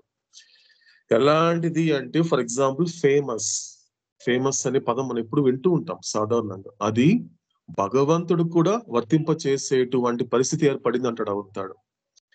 అది ఫేమస్ అండి, ఆ దేవుడు ఫేమస్ అండి, ఆ టెంపుల్ ఫేమస్ అండి, ఆ ప్లేస్ ఫేమస్ అండి, అతను చాలా ఫేమస్ అండి అంటారు.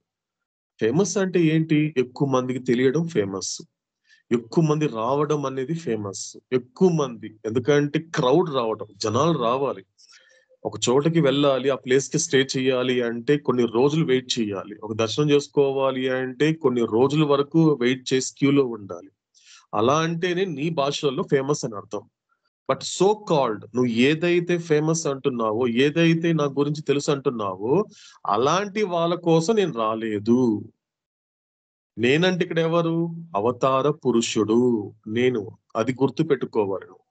కాబట్టి ఇక్కడ చిన్న క్లారిఫికేషన్ అంటే, అందరికీ నా గురించి తెలియటం లేదని నువ్వు అన్నావు. నేనేమంటానంటే ఉన్న వాస్తవం ఏంటంటే, అందరికీ నా గురించి తెలుసుకునే అవకాశం ఇవ్వలేదంటా నేను. Is reality. అది రియాలిటీ కాదు. నువ్వు చెప్పింది రియాలిటీ కాదు. నేనివ్వాలి. నా గురించి తెలుసుకోవాలి అంటే మొట్టమొదటిగా నేను పర్మిషన్ ఇవ్వాలి. ఏంటి నన్ను తెలుసుకోవడం అనేది ఏంటి? ఇప్పుడు నీ కళ్ళ ముందు ఒక 5.5 అడుగుల పొడవు ఉన్నటువంటి ఒక వ్యక్తి నీ కళ్ళ ముందు కనిపించి కుర్చీలో కూర్చున్న వ్యక్తే అవతార పురుషుడు నువ్వు అనుకుంటున్నావా?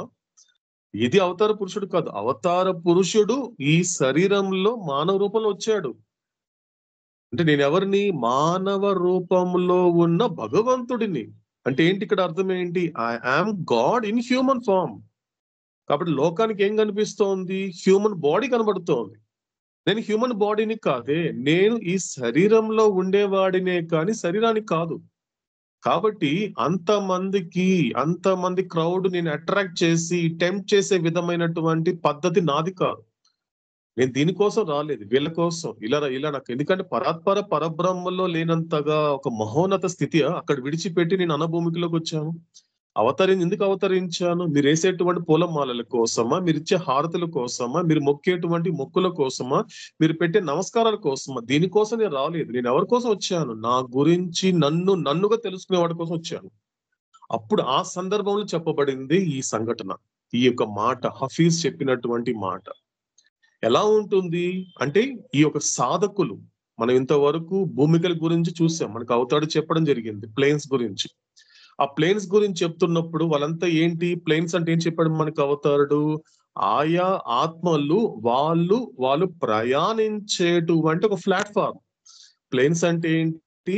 ఆయా అంటే ఆ మోస్ట్ కావచ్చు, సమ్ కావచ్చు, ఫ్యూ కావచ్చు, వీళ్ళందరూ కూడా వివిధ స్థితులలో ఉన్నటువంటి వివిధ ఎరుకలు కలిగినటువంటి ఆత్మలు ప్రయాణించేటువంటి ఆయా ఆ భూమికలు ఏంటి అంటే వాళ్ళు జర్నీ చేసే ఒక ప్లాట్ఫామ్ అంతే అది. కాబట్టి ఆ ప్లాట్ఫామ్ లో ఉన్నప్పుడు ఏంటి ఇక్కడ అంటే క్యూ అనేది ఎలా ఉండాలి? ఇప్పుడు కూడా క్యూ అనేది కూడా ముందుకి కదలాలి, కదులుతూ వెళ్ళాలి. కాబట్టి ముందున్న వ్యక్తి ముందెళ్తాడు, వెనకున్న వ్యక్తి ఆ తర్వాత వెళ్తాడు. సో ఏమవుతుంది? ఫస్ట్, నెక్స్ట్, లాస్ట్ అనేటువంటి ప్రాసెస్ ఫాలో అవుతుంది మనకి క్యూ సిస్టమ్ లో.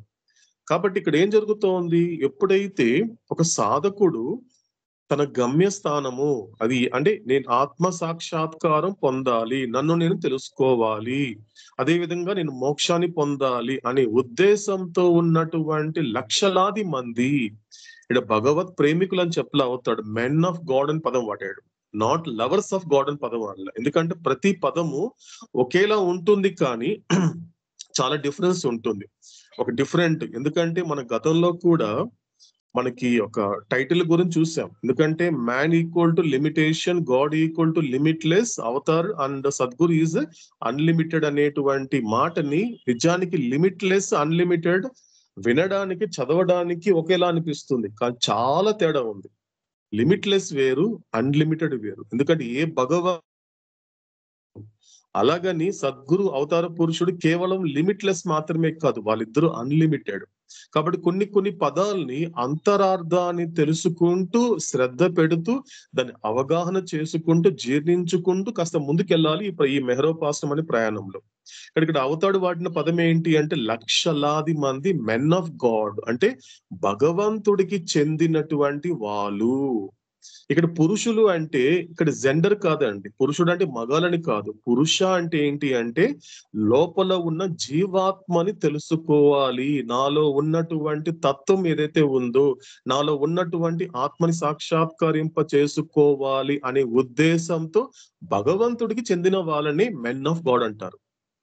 లవర్ అని పదం వాడలే. అంటే కంప్లీట్ గా మెన్ అంటే ఏంటి, లోపల ఉన్న పురుషత్వము, ఒక పురుష భావన. ఆత్మ ఎప్పుడు కూడా పురుష అంటే మళ్ళీ చెప్తున్నాం, మనకి మేల్ కాదు, అది జెండర్ కాదు.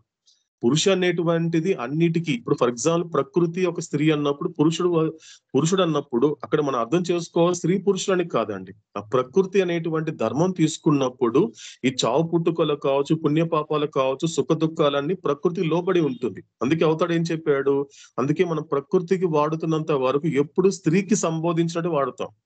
ఆ చెట్టు పడిపోయింది అంటారే తప్ప చెట్టు పడిపోయాడు అనరు. రాయి తగిలింది అంటారు, రాయి తగిలాడు అనరు.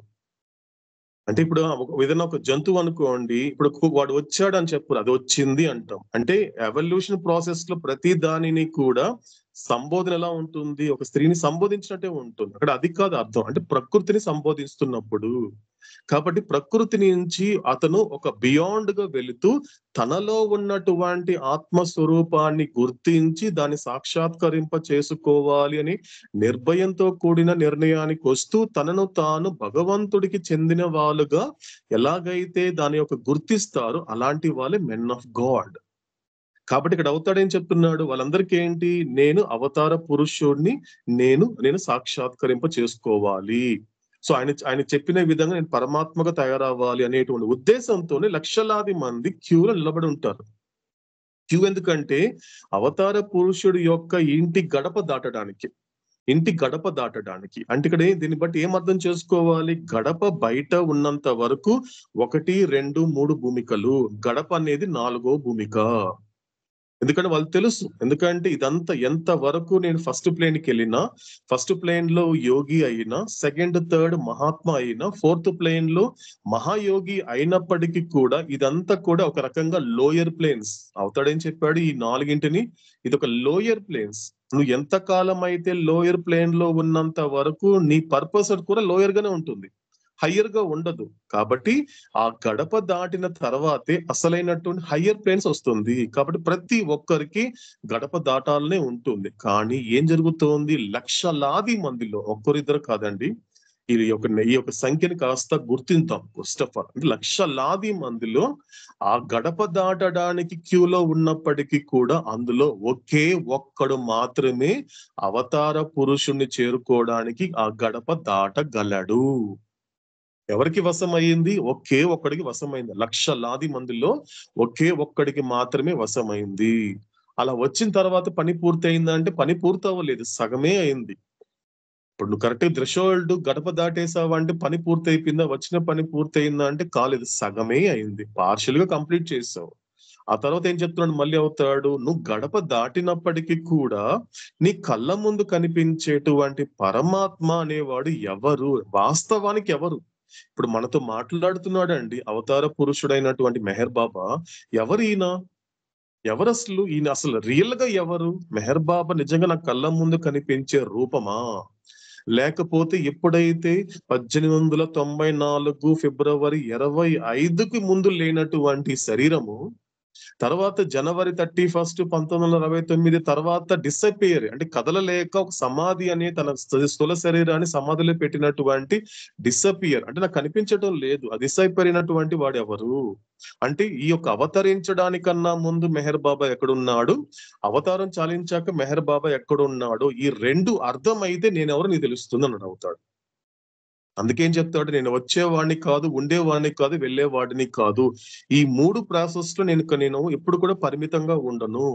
కాబట్టి అలా గడప దాటిన వాడికి ఏంటి, నాకు మెహర్ బాబా ఎవరో తెలుసుకునేది కూడా ఎంతమంది అంటే నన్నుగా తెలుసుకోవడం. ఇక్కడ అర్థం చేసుకోవాల్సిన విషయం ఏంటి అంటే only one can know me as I really yam.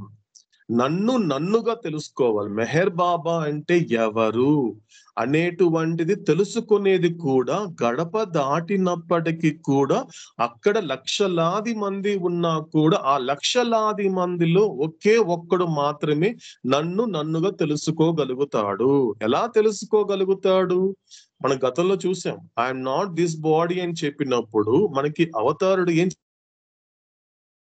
Body, నా కళ్ళ ముందు కనిపించే గ్రాస్ బాడీ మెహర్ బాబా కాకపోతే మరి ఎవరైనా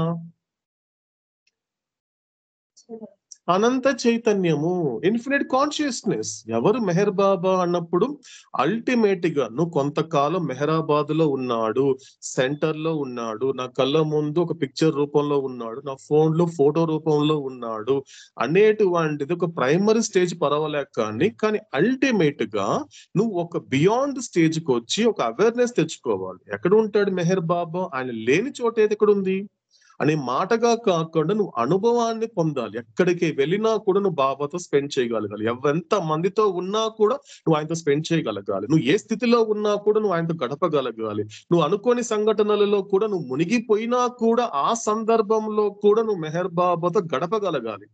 అంటే ఏమవుతోంది? ప్రతి చోట ఆయన లేని చోట అంటూ లేదు. ఒకవేళ నువ్వు మెహర్ బాబాని అనంత చైతన్యంగా తెలుసుకోగలిగితే, ఎలా తెలుసుకోగలుగుతాడు? అది కూడా ఓన్లీ వన్. ఎలా తెలుసుకోగలిగాడు అంటే ఇక్కడ అవుతాడు స్పష్టంగా చెప్పాడు. ఎలా తెలుసుకోగలిగాడు అంటే అతడికి ఈ మానవ జన్మలో నేను ఏదైతే ఇవ్వబడినటువంటి 2 గిఫ్ట్లలో ఒకటి ఆ ఒకానొక గిఫ్ట్ ద్వారా నన్ను తెలుసుకున్నాడు. కాబట్టి మానవ జన్మలో ఆ పరమాత్ముడైనటువంటి మెహర్ బాబా ఇచ్చినటువంటి 2 గిఫ్ట్లు ఏంటండి? మన గతంలో మెహర్ కోసం చెప్పాడు అవుతాడు. మానవ జన్మలో ఇవ్వబడిన 2 గిఫ్ట్లు ఏంటండి? అన్నయ్య ఫుల్ కాన్షియస్నెస్, సీట్ ఆఫ్ ఇంజువాలిటీ అన్నయ్య. ఫుల్ కాన్షియస్నెస్, ఇంకొకటి బుద్ధి ఇంటలెక్ట్. ఇంటలెక్ట్ 2. మొదటిది ఏంటి? ఇంటలెక్ట్, బుద్ధి.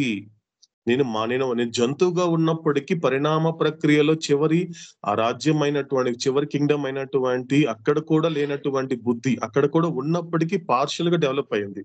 నేను మానవ జన్మకు వచ్చేసరికి ఆ బుద్ధి అనేది పూర్తిగా డెవలప్ అయ్యింది.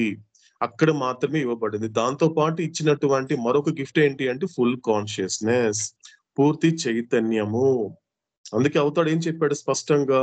నువ్వు ఒక్కసారి నీ జన్మలో నీకు ఏమి ఇవ్వబడింది, ఈ మానవ జన్మతో పాటు నీకు ఏది ప్రాప్తించింది అని గనుక నువ్వు ఏ క్షణమైతే గుర్తిస్తావో ఆ క్షణమే నీకు ఒక అవగాహన అంటూ ఏమీ లేదు.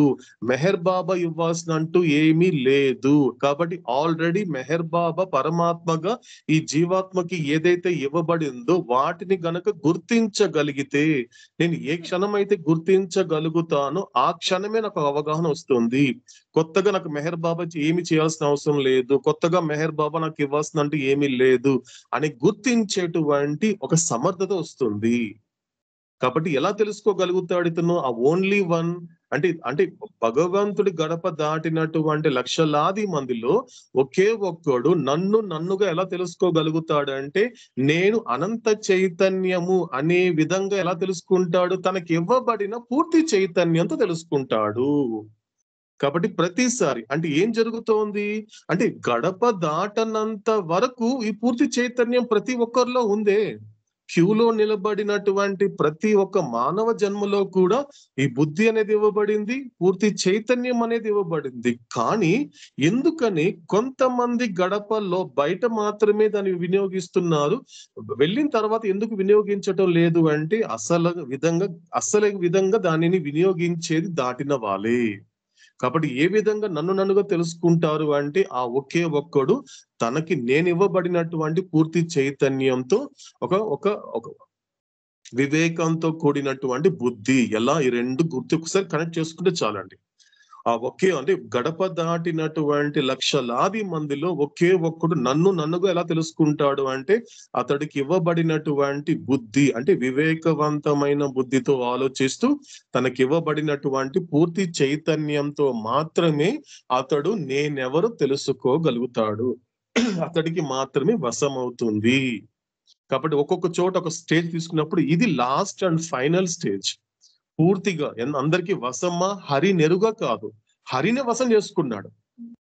ఇక్కడ ఏం జరుగుతుంది? అన్నం ఏం చెప్పబోతున్నాడు మనకి? అందరి వశమా? హరి నెరుగా, హరిని తెలుసుకోవడం. కానీ ఇక్కడ ఏం చేశాడు? ఇక్కడ ఆ థ్రెషోల్డ్ దాటిన వాడు ఆ ఓన్లీ వన్ ఒకే ఒకడు ఎవరైతే ఉన్నాడో అతను ఏం చేశాడంటే సాక్షాత్ హరినే వశం చేసుకున్నాడే. హరినే వశం చేసేసుకున్నాడు. క్లియర్ గా చెప్తున్నాడు అవుతాడు. కాబట్టి ఆయన తెలుసుకోవడమే కాదు, ఆయననే వశం చేసుకున్నాడు. కాబట్టి ఇది అవతాడు చెప్పినటువంటి లక్షలాది మంది ఈ యొక్క భగవత్ పురుషులు. ఇప్పుడు ఒక్కసారి అన్నమయ్య అందించినటువంటి సంకీర్తనని ఒక్కసారి పరిశీలిద్దాం. ఇక్కడ ఏం చెప్తున్నాడు? ఫస్ట్ స్టార్టింగ్ మనకి ఇక్కడ క్లియర్ గా, సో మొదటి పల్లవి చూస్తే ఏం చెప్తున్నాడు? అందరి వశమ హరి నెరుగా. అందరి అంటే ఇక్కడ బాగా అర్థం చేసుకోవాల్సింది ఏంటి అంటే, అందరి అంటే కేవలము మానవ మాత్రులనే కాదు, సమస్త ప్రాణకోటి. ఇది కొద్దిగా, ఎందుకంటే లాస్ట్ టైం కూడా మనకి స్టేట్స్ ఆఫ్ కాన్షియస్నెస్ లో అవతార్డ్ ఆల్ సోల్స్ అంటే అది కేవలం హ్యూమన్ బీయింగ్స్ అనే కాదు, ఆల్మోస్ట్ అన్ని సమస్త ప్రాణకోటి. నాకు కళ్ళ ముందు కనిపించే రాయి కావచ్చు, నా పక్కన ఉన్నటువంటి లోహం కావచ్చు, నా బయటికి వెళ్తే నాకు కనిపించేటువంటి వెజిటేబుల్ కావచ్చు, అంటే ఎవల్యూషన్ ప్రాసెస్ లో నిన్నటి నా కథలో ప్రతి ఒక్కటి కూడా ఆత్మలే. కాబట్టి అందరి వశమా అవుతుందా హరి నెరుగా అంటే ఇక్కడ ఏం చేస్తున్నాడు? ఇక్కడ ఒక క్వాలిటీ చెప్తున్నాడు పల్లవిలోని. ఒక క్వాలిటీ కావాలి, తెలుసుకోవాలి అంటే నువ్వు హరిని తెలుసుకోవాలి, పరమాత్మని తెలుసుకోవాలి అంటే నీకు ఎటువంటి క్వాలిటీ కావాలి? ఒక క్యాపబిలిటీ చెప్తున్నాడు, ఒక సమర్థత అవసరం. ఆ సమర్థత ఏంటి అంటే కందువగా నువ్వు సమర్థవంతంగా ఉండగలగాలి, నువ్వు స్ట్రాంగ్ గా ఉండగలగాలి. ఎందుకు స్ట్రాంగ్ గా సమర్థవంతంగా ఎందుకు ఉండలేకపోతున్నాడు అంటే, ఏమవుతోంది ఇక్కడ సాధారణంగా అంటే ఒక మానవుడు ఈ యొక్క పంచేంద్రియాలు కర్మేంద్రియాల విషయంలో పూర్తిగా బానిసైపోవడానికి కారణం ఏంటి అంటే అతడు బలహీనుడు కాబట్టి. అవతడకు ఇప్పుడు ఒక మాట చెప్తూ ఉంటాడు, ఒక్కటి గుర్తు పెట్టుకో, నీకు అర్థమైనా అర్థం కాకపోయినా ఇదొక ఫ్యాక్ట్, ఇదొక రియాలిటీ అని చెప్పాడు అవుతాడు. నువ్వు చావు పుట్టుకులకి పుణ్యపాపాలకి సుఖ దుఃఖాలకి లోబడుతున్నంత వరకు, వాటికి నువ్వు రెస్పాండ్ అవుతున్నంత వరకు నేను చెబుతున్నాను, అండర్లైన్ చేసుకో, నువ్వు బలహీన మనసు పెట్టుకో. ఎక్కడైనా కూడా ప్రపంచంలో కనిపించే ద్వంద్వానికి నువ్వు రెస్పాండ్ అవుతున్నావు అంటే ఒక్కటి గుర్తు పెట్టుకో, నువ్వు బలహీనుడివి. శారీరకంగా నువ్వు బలంగా ఉండొచ్చేమో, కానీ మానసికంగా నువ్వు చాలా బలహీనుడివి అంటున్నాడు అవుతాడు. ఎందుకు బలహీనుడు అంటే ఏమవుతోంది అంటే, ఒక మనిషి బలహీనంగా తయారు కావడానికి కారణం ఏంటి అంటే అతడి ఆలోచన కూడా బలహీన పడింది. ఎప్పుడైతే ఆలోచన బలహీన పడి ఆ విధంగా మానవుడు బలహీన పడ్డాడు అంటే మరొక దానికి ఒక కారణం ఏంటి అంటే అక్కడ సంస్కారాలు బలపడుతోంది. నిన్ను ఒకటి ఏడిపించింది ప్రపంచంలో, ఒక పుట్టుక అనేది నీకు నవ్వించింది, ఒక చావు అనేది ఏడిపిస్తోంది అంటే నిజానికి రెండు కూడా భగవంతుడి సంకల్పం చేత జరిగే ఒకే కార్యక్రమం. కరెక్ట్ గా చెప్పాలి అంటే ఒకటి పుట్టుక ఏర్పడినా, ఒకటి అసోసియేషన్ జరుగుతున్నా, లేకపోతే ఒక ఫామ్ నుండి డిసోసియేట్ అవుతున్నా కూడా ఇదంతా ఎవరి ప్లాను, ఎవరి యొక్క ప్రణాళిక ప్రకారము, ఎవరి సంకల్పం చేత జరుగుతోంది అంటే అవతార పురుషుడి సంకల్పం చేత జరుగుతోంది. అంటే ఏంటి, నీకు ఈ రెండిటిని కూడా ఇది అవతార పురుషుడి సంకల్పం చేతనే జరుగుతోంది అనే విధంగా నిర్భయంతో కూడిన నిర్ణయానికి నువ్వు ఎప్పుడు రాగలుగుతావు అంటే నువ్వు సమర్థవంతంగా ఉండగలిగితే. నువ్వు స్ట్రాంగ్ గా ఉండాలి. నువ్వు స్ట్రాంగ్ అవ్వాలంటే ఏం చెయ్యాలి అంటే నీ యొక్క ఆలోచన బలంగా ఉండాలి. కాబట్టి నీ ఆలోచన బలపడాలి అంటే ఏం చెయ్యాలి? అక్కడ సంస్కారాలు బలహీనం అవ్వాలి. కాబట్టి సంస్కారాలు బలహీనడం అంటే ఏంటి? ఒకటేనండి, ఏం లేదండి. సంస్కారాలు బలహీన పడడం అంటే అవతారుడి యొక్క దృష్టిలో ఏంటి అంటే నువ్వు ఆల్రెడీ పోగు చేసుకున్న సంస్కారాలని ఖర్చు పెడుతూ కొత్త వాటిని గనుక పోగు చేసుకోనంత వరకు అక్కడ సంస్కారాలు బలహీన పడినట్లే. వచ్చిన పని ఎక్కడికక్కడ నువ్వు దేనికి రెస్పాండ్ అవ్వడం లేదంటే అది న్యాచురల్ ప్రాసెస్ జరిగిపోతుంది. కానీ నిజానికి అది అందరికీ జరగదన్నాడు చెప్పాడు అవుతాడు. అందుకనే కూడా నీకు నీ జీవితంలో ఏది జరిగినా కూడా ఇది బాబా జరిపించాడు అనేటు విధంగా నువ్వు అలా భావిస్తున్నావా? లేదండి అతడి వలన ఇది జరిగిందండి అని అంటున్నావా? రెండు విషయాలు. మహేష్లో అవుతాడు ఏం చెప్పాడు? ఏది జరిగినా కూడా బాబా నన్ను సంతోషంగా ఉండమన్నాడు, బాధల్లో ఉన్నావా బాబా నన్ను బాధల్లో ఉండమన్నాడు అని చెప్తున్నప్పుడు నువ్వు ఆ విధంగా బాబా ఇచ్చినటువంటి మహేష్లో దానిని ఇంప్లిమెంట్ లేకపోతే నువ్వు బాధపడుతున్న ప్రతిసారి లేదని ఆ వ్యక్తి వాడి వల్ల నేను బాధపడుతున్నానండి, లేకపోతే అతడి వల్ల నేను సుఖంగా ఉన్నానండి అనేటువంటి కారణము ఒక సంస్కారాలకు భగవంతుడికో ఆపాదించకుండా నీ కళ్ళ ముందు కనిపించే ఏబీసీకి నువ్వు గనుక ఆపాదిస్తున్నంత వరకు నీ యొక్క సంస్కారాలు బలపడుతుంది. దానివల్ల ఏం జరుగుతుంది అంటే నువ్వు బాగా అబ్జర్వ్ చేస్తే మనం యాక్చువల్గా ఏదైనా బాధ వచ్చినప్పుడు, ఈ బాడీకి ఏదైనా ఇబ్బంది వచ్చినప్పుడు ఆ బాడీ సాధారణంగా చెప్పాలి అంటే ఒక ప్రారంధం ప్రకారం 7 రోజులు తగ్గిపోతుంది అనుకుందాం. ఎగ్జాంపుల్ తీసుకుందామని, ఒక ప్రారంధం ప్రకారం 7 రోజులు తగ్గిపోయేటువంటి బాధే అది. నాకు శరీరానికి వచ్చిందండి, నా శరీరానికి ఒక బాధ వచ్చింది, ఒక ప్రారంధం ప్రకారం చెప్పాలంటే 7 రోజులు తగ్గిపోవాలి దాని ప్రకారం. కానీ నాకు 70 రోజులు పడుతోందండి, నాకు 70 రోజులు పడుతోంది. ఎందుకు పడుతోంది అనేది ఒక్కసారి విచారం చేసుకుంటే ఏం జరిగింది అన్నప్పుడు నేను పడ్డ బాధ కన్నా ఆ బాధ పెట్టినటువంటి ఏబీసీని క్యారీ చేస్తున్నానే, అక్కడ నేను చేసినటువంటి ప్రాబ్లం అక్కడ చేస్తున్నాను. అక్కడ ఏం చేస్తున్నాను, అనవసరంగా నాకు వచ్చిన బాధ అనేది 1%, ఈ బాధకి కారణం అయ్యాడు అని నేను ఎవరినైతే అనుకుంటున్నానో అతన్ని క్యారీ చేయడం 99%. ఆ విధంగా అన్నెసెసరీగా అనవసరమైన వాళ్ళని బర్డెన్ క్యారీ చేయడం వల్ల నాకు 7 రోజులు తగ్గిపోయేటువంటి బాధ నాకు 63 రోజులు యాడ్ అయింది. దాదాపు ఎనిపోయింది 63 రోజులు యాడ్ అయ్యింది. అంటే ఏం చేశాను, అనవసరంగా బాధలు అనుభవించాల్సి వచ్చింది. కాబట్టి ఇక్కడ ఏం చెప్తున్నాడు అవుతాడు కూడా, ఎందుకు వశం అవరు అందరికి వశమా అని ప్రశ్నిస్తున్నాడు అంటే ఆయన తెలుసుకోవాలంటే ఏం కావాలో ఏ విధంగా తెలుసుకోవాలి అంటే కందువగా ఒక్కడు, అందులో కూడా ఒకడే. ఇంతకుముందు మనకు అవుతాడు చెప్పిన ఓన్లీ వన్ అని చెప్పాడు అవుతాడు, ఇక్కడ కూడా అదే చెప్తున్నాడు, ఒక్కడే ఎరుగుతా. అంటే తెలుసుకోవాలి, నిన్ను నువ్వు తెలుసుకోవాలన్నా లేకపోతే భగవంతుని తెలుసుకోవాలన్నప్పటికీ కూడా సమర్థత అవసరము అని ఒక పల్లవిలో క్వశ్చన్ తో స్టార్ట్ చేస్తున్నాడు అన్నమయ్య. ఇకపోతే మొదటి చరణంకి వచ్చేసరికి లలితపు 10 కోట్ల నొకడు కాని కలుగడు శ్రీహరి గని మనగా, వలసి తెలియు పుణ్యుల కోట్లలో ఇలనొకడు కాని ఎరగడు హరిని. అంటే ఏం జరుగుతోంది ఇక్కడ అంటే సంపాదించుకున్నాడు, లేకపోతే ఒక స్వభావాన్ని ఏర్పరచుకున్నాడు, ఒక స్వభావంగా అంటే ఒక సరళమైన స్వభావం, అందరితో చక్కగా మాట్లాడుతూ ఒక మంచివాడు. కరెక్ట్ గా చెప్పాలి, లలిత 10 కోట్ల ఒకడు అంటే ఒక మంచివాడైతే సరిపోదు కదండి, భగవంతుని పొందాలి అన్నా కూడా ఆ మంచి కూడా ఒక రకంగా చెప్పాలి అంటే అడ్డమే అవుతుంది. అలాంటి 10 కోట్ల మందిలో కూడా కానీ అతడిని అందులో ఒక్కడు మాత్రమే కలగడు శ్రీహరి గని మనగా. అంటే అతడికి సంబంధించినటువంటి శ్రీహరి అనేటువంటి ఎవరైతే ఉన్నారో అతడికి సంబంధించిన అవగాహనని పొందేది మాత్రము ఇన్ని కోట్లలో ఒక్కడు మాత్రమే. అంటే ఇక్కడ ఏం అర్థం చేసుకోవాలి ఇక్కడ స్పష్టంగా అంటే, ఏదైతే అంటే ప్రపంచము నన్ను ఎలా పిలుస్తోంది, నేను మంచివాడని పిలుస్తోంది, ఓకే నువ్వు మంచి చేస్తున్నావు, ఎవరికి చెడు చేయట్లేదు, కానీ అలా నిన్ను నువ్వు కూడా నేను మంచి చేస్తున్నాను నలుగురు ఉపయోగపడుతున్నాను అని అనుకోవడం అనేది కూడా ఒక రకంగా అహంకారమే. అది కూడా అహంకారమే. అందులో కూడా దాని నుంచి కూడా బయటపడి అందులో ఫిల్టర్ అయ్యి ఒక్కడు మాత్రమే ఆ శ్రీహరి యొక్క ఆయన యొక్క స్థితి మీద, ఆయన దైవత్వం మీద ఒక అవగాహన కలిగి ఉంటాడు. వలసి తెలియు పుణ్యుల కోట్లలో ఇలనొకడు కాని ఎరగడు హరిని. అంటే మనం లాస్ట్ టైం ఒకసారి మనకి ప్రీవియస్ మెహరోపాసనంలో అవుతాడు చెప్పిన ఇంకొక మాటని ఒకసారి రివిజన్ చేసుకునే ప్రయత్నం చేస్తే, మనకి యూనివర్సల్ లా ఏంటండి, మనకు అవుతాడు చెప్పినటువంటి యూనివర్సల్ లా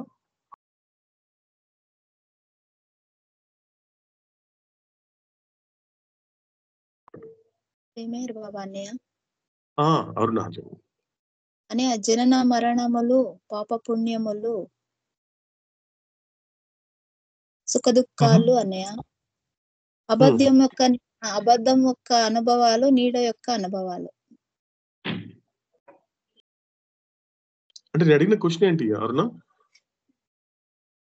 యూనివర్సల్ ఇంకొకసారి రిపీట్ చేయండి అన్నయ్య. యూనివర్సల్ లా జై మెహర్ బాబా అన్నయ్య. కనెక్షన్ పుణ్యముచిత సుఖము పాపము చేత దుఃఖము, జ్ఞానము చేత మోక్షం అన్నాయి యూనివర్సల్ జ్ఞానం చేత మోక్షం. That's it. అంటే అరుణ చెప్పింది ఏంటి అంటే ఇంతకు ముందు వచ్చేసి ఇంతవరకు గుప్పిట్లు గాడ్ స్పీక్స్ అవుతాడు ఇంతవరకు ఏమైతే చెప్పాడో దానిని నువ్వు ఇంతవరకు ఎటువంటి పని చేసావు అనేది 3 మాటల్లో, దానికి ఫలితం అనేది 2 మాటల్లో మనకి అరుణ అలా కనెక్ట్ చేసుకుంది. Okay, good. సో కాబట్టి యూనివర్స్ లా ఏంటి అంటే కూడా సో పుణ్యము చేత సుఖము, సో పాపము చేత దుఃఖము, జ్ఞానం చేత మోక్షము. ఇక్కడ ఏం చెప్తున్నాడు అన్నమయ్య అంటే ఈ యొక్క 2వ చరణంలో 2వ లైన్ ఏం చెప్తున్నాడు అంటే వలసి తెలియు పుణ్యుల కోట్లలో. ఎందుకంటే సాధారణంగా నీ కళ్ళ ముందు ఒక అనుభవించే అవకాశం ఉన్నా అందరూ అంత తేలిగా విడిచిపెట్టారండి. అవతాడు ఎప్పుడు చెప్తూ ఉంటాడు, ఎందుకంటే జనక మహారాజు అనుభవించనటువంటి సౌకర్యాల ఒక రాజుగా అనుభవించగలుగుతాడు. అతనికి అవకాశం ఉంది. ఉన్నప్పటికీ కూడా అది దానికి సంబంధం అతి సాధారణమైన జీవితం. అంటే ఎలా గడిపేవాడు? ఆ మిథిలా పట్టణానికి రాజు అయినటువంటి జనక మహారాజు ఎలా గడపడం మొదలు పెట్టాడు అంటే ఎలా తెలుసుకున్నాడు అంటే తన రాజ్యంలో అతి తక్కువ అంటే జీతం సంపాదించేవాడు ఎలా బతుకుతాడో అలా బతికాడట. మళ్ళీ రిపీట్ చేసుకుందామండి. ఏం చెప్పాడంటే జనక మహారాజు అంత పెద్ద ప్యాలెస్ లో మహారాజు మిథిలా పట్టణానికి రాజు అయినటువంటి జనకుడు ఎటువంటి జీవితం గడిపాడు అంటే తన గురువు అయినటువంటి అష్టవక్ర మహర్షి చెప్పిన మాట. నన్ను ఎలా గడపమంటారు గురుదేవా? ఎందుకు నా ప్రారంభమో తెలియదు, నేను మహారాజుగా పుట్టాను, మహారాజుగాని పెరుగుతున్నాను, ఇప్పుడు ప్రస్తుతం మిథిలా పట్టణానికి మహారాజులో ఉన్నాను, కానీ నాకు మాత్రము వీటి మీద ఎటువంటి ఆసక్తి లేదు గురుదేవా, ఏం చేయమంటారు అంటే ఒక పని చెయ్యి జనక మహారాజా, నువ్వేం చేస్తావు అంటే అష్టవక్ర మహర్షి చెప్పినటువంటి సలహా, నువ్వు నీ దేశంలో అంటే నీ రాజ్యంలో అంటే అతి తక్కువగా సంపాదించేవాడు ఎవరు, ఎలా బతుకుతాడో వెళ్ళి చూడు. అతి తక్కువ ఎంత తక్కువ సంపాదిస్తాడు, ఒక రోజులో ఎంత సంపాదిస్తాడో అతను వెళ్ళి తెలుసుకో, అతను ఎవరని కనుక్కొని వెళ్ళి అతన్ని చూడు, అతని గమనించు, అతను ఎలా బ్రతుకుతున్నాడో, ఆ గుడిసెలో అతను ఎలా బతుకుతున్నాడో నువ్వు బతుకున్నాడు అలాగే ఉండు. నీకు ఎన్ని అవకాశాలు ఉన్నప్పటికీ కూడా వాటి జోలికి వెళ్ళొద్దు. ఎందుకంటే మనసుకి ఎప్పుడు కూడా ఏది అంటించద్దు. ఇది గొప్ప మాట అండి. అష్టవక్ర మహర్షి ఒక సాధకుడు, అప్పటికే నా సద్గురు కాదండి, ఒక సాధకుడు. ఆ సాధకుడు చెప్పిన మాట ఏంటంటే ప్రపంచంలో కనిపించేటువంటిది అంటే అష్టవక్ర మహర్షిని మనకు ఒకసారి అవతాడు చెప్పిన దాన్ని కనెక్ట్ చేసుకుంటే సుఖ దుఃఖాలకి, పాప పుణ్యాలని, లేకపోతే చావు పుట్టుకల్ని కూడా నువ్వు అంతర్గతంగా కనెక్ట్ అవ్వద్దు. ఎందుకంటే నీ లోపలికి తీసుకోకు, అవన్నీ బయట జరిగేటువంటి విషయం. అవన్నీ కూడా it's experience of the gross world. అది దేనికి? అది కేవలం ఈ ప్రపంచానికి సంబంధించిందే తప్ప నీకు సంబంధించింది కాదు. దేనిని కూడా అంతర్గతంగా తీసుకోకు జనక అని చెప్పాడు. తీసుకోకు. కాబట్టి ఇదంతా కూడా నీ కళ్ళ ముందు కనిపించేది అదంతా కూడా ఒక్కటే డ్రీమ్ చెప్పాడు. అది గుర్తు పెట్టుకున్నాడు. కాబట్టి అతనికి పుణ్యం ఉంది, సుఖపడేంత పుణ్యం ఉంది. కానీ ఉన్నప్పటికీ కూడా ఏం చెప్పి మనం గతంలో ఏం తెలుసుకున్నాము, కొంతమంది గురించి తెలుసుకున్నాం. ఎందుకంటే పుణ్యం చేత సుఖము అనుభవించే అవకాశం ఉన్నప్పటికీ కూడా ఆ పుణ్యం చేత సుఖపడకుండా జ్ఞానాన్ని వల్ల వాళ్ళు మోక్షాన్ని పొందే ప్రయత్నం చేశారు.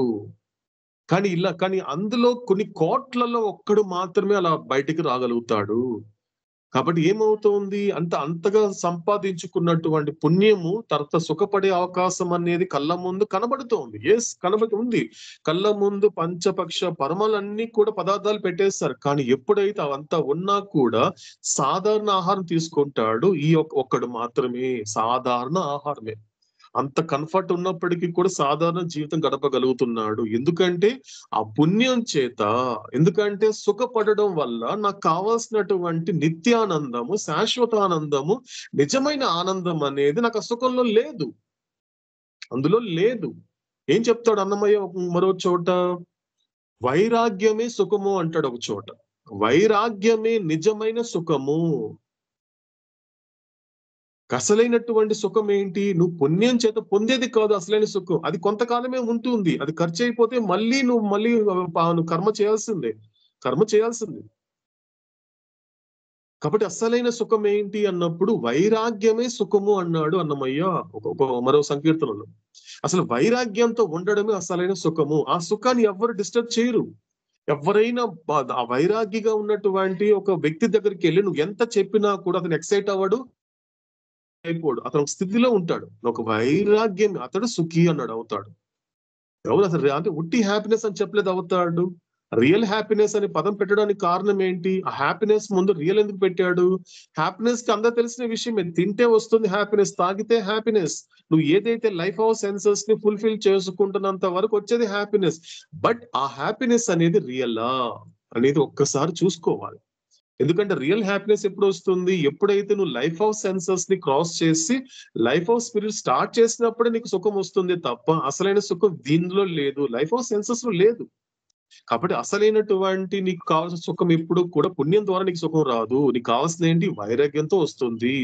ఆ వైరాగ్యం ఎలా సంపాదించుకోవాలి? జ్ఞానం చేత సంపాదించుకునేవాడే ఇలా పుణ్యుల కోట్లలో ఇలా నొక్కడు, ఒక్కడు కాని ఎరగడు హరిని. అలాంటి వాళ్ళల్లో అంటే ఆ పుణ్యం చేత సుఖపడే అవకాశం ఉన్నప్పటికీ కూడా ఆ పుణ్యాన్ని జ్ఞానం పొందేందుకు వాడుతున్నాడే. తనకున్నటువంటి డబ్బును కావచ్చు, తనకున్న సమయాన్ని కావచ్చు, తనకున్నటువంటి శక్తిని కావచ్చు, అన్ని విధాలుగా ఆ పుణ్యాన్ని చక్కగా జ్ఞానం సంపాదించుకోవడానికి వాడుతున్నాడు. కానీ అందులో కూడా కోట్ల మందిలో అలాంటి వాడు తెలుసుకోగలుగుతాడు హరిని. ఇకపోతే రెండో చరణానికి వచ్చేసరికి చదువు గురించి చెప్తున్నాడు. చదువు అదే వేదాంతం కావచ్చు, స్టడీస్ కావచ్చు, ఏది తీసుకుని ఇది కంప్లీట్లీ ఎడ్యుకేషన్, నాట్ నాలెడ్జ్. మనకి ప్రపంచంలో రెండు పదాలు ఉంటాయండి, ఎడ్యుకేషన్ వేరు, నాలెడ్జ్ వేరు. స్కూల్ కాలేజ్ ఏం చేస్తాయి అంటే ఎక్కడ కూడా మేము నాలెడ్జ్ ఇస్తామని చెప్పరు, మేము ఎడ్యుకేషన్ ఇస్తామండి అంటారు. మనకి ఎక్కడ కనబడదు సాధారణంగా. ఎడ్యుకేషన్ అండి, మంచి ఎడ్యుకేషన్ మంచి ఇస్తామండి, మా దగ్గర మంచి ఎడ్యుకేషన్ అని చెప్తాడు తప్ప ఎవరు మేము నాలెడ్జ్ ఇస్తామండి, మేము నాలెడ్జ్ ఇస్తాం మీ పిల్లలకి అని ఏ స్కూల్ ఏ కాలేజ్ చెప్పరు. అంటే మామూలుగా చదువు అంటే ఏంటంటే ఎడ్యుకేషన్. కానీ ఎడ్యుకేషన్ ఎందుకు అంటే జ్ఞానం పొందడానికి.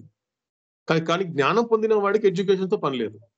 కానీ ఇక్కడ పూర్తి ఎడ్యుకేషన్ గురించి చెప్తున్నాడు అన్నమయ్య ఈ రెండో చరణంలో. శృతి చదివిన భూసుర కోట్లలో గతియును హరినే ఒకానొకడు. కానీ ఇన్ని చదువుతున్న వేదాంతం కావచ్చు, గాడ్ స్పీక్స్ కావచ్చు, భగవద్గీత కావచ్చు, ఉపనిషత్తులు కావచ్చు, ఏ తీసుకుని స్క్రిప్చర్స్ ఏ తీసుకున్నా కూడా దాన్ని పూర్తిగా మునిగిపోయిన వాడు, దాన్ని పూర్తిగా అవగాహన చేసుకున్న కోట్ల మందిలో కూడా నా గతి ఏది? నేను ఇన్ని చేస్తున్నాను, ఇన్ని ప్రయాణం చేస్తున్నాను కదా, నా గతి ఏంటి? చివరికి నా గతి ఏంటి? ఈ రేపు ఎలాగో శరీరం విడిచిపెడతాను, అందరిని విడిచిపెట్టి వెళ్ళిపోతాను. కానీ ఆ విడిచిపెట్టే లోపల నా గతి ఏంటి అలా తెలుసుకునేవాడు ఒకానొక్కడు గతి. ఎందుకంటే గతి అనేది అల్టిమేట్ అండి. ఎందుకంటే 3 మాటలు వస్తుంది వేదాంతంలో, 3 పదాలు చెప్తారు. స్థితి, పరిస్థితి, గతి అంటారు. స్థితి అంటే ప్రస్తుతం ఉన్న స్థితి, పరిస్థితి అంటే చుట్టూ ఉన్న సర్కమ్స్టాన్సెస్ పరిస్థితి, గతి అంటే ఒక జీవుడు పొందాల్సినటువంటి సద్గతి. ఆ సద్గతి ఏదైతే ఉందో దాన్ని తెలుసుకుంటాడు. ఓకే, నేను ఇవన్నీ చదువుతున్నాను, అనేక విద్యలు నేర్చుకుంటున్నాను, దీని ద్వారా నా గతిని ఎంత వరకు నేను నిర్ణయించుకుంటున్నాను, నా గతి ఏంటి? ఇప్పుడు చివరికి 2 గతులు ఉన్నాయి. ఒక గతి ఏంటి? ఈ శరీరం అనే దానికి ఒక గతి వస్తుంది, రేపు పడిపోతుంది, రేపు ఎటువంటి చలనం ఉండదు, దీని ఒక స్థితి అంతే, దీని గతి అంతే. కానీ నా ఆత్మ సంగతి ఏంటి? ఈ శరీరం అనేది పడిపోయే లోపల, ఇది పడిపోయేటువంటి గతికి వెళ్ళే లోపల నా ఆత్మ ద్వారా నీ ఎటువంటి గతి పొందాలి? సద్గతి పొందాలి. సద్గతి పొందాలి. ఎలా పొందాలి? నేను ఆత్మని, అంటే ఆత్మని తెలుసుకోవాలంటే ఏం చెయ్యాలి?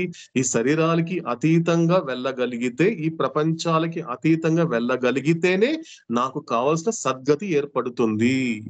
కాబట్టి అంతమంది తెలుసుకున్నా కూడా వాళ్ళు వేదాంతులు అవుతారే తప్ప ఆ వేదంలో ఉన్నటువంటి ఒక దాగున్నటువంటి రహస్యము, ఆ వేదాంత తత్వాన్ని పట్టుకునేది మాత్రము ఆ కోట్ల మందిలో ఒకే ఒక్కడు అంటున్నాడు అన్నమయ్య. తన గతి తెలుసుకోవాలి.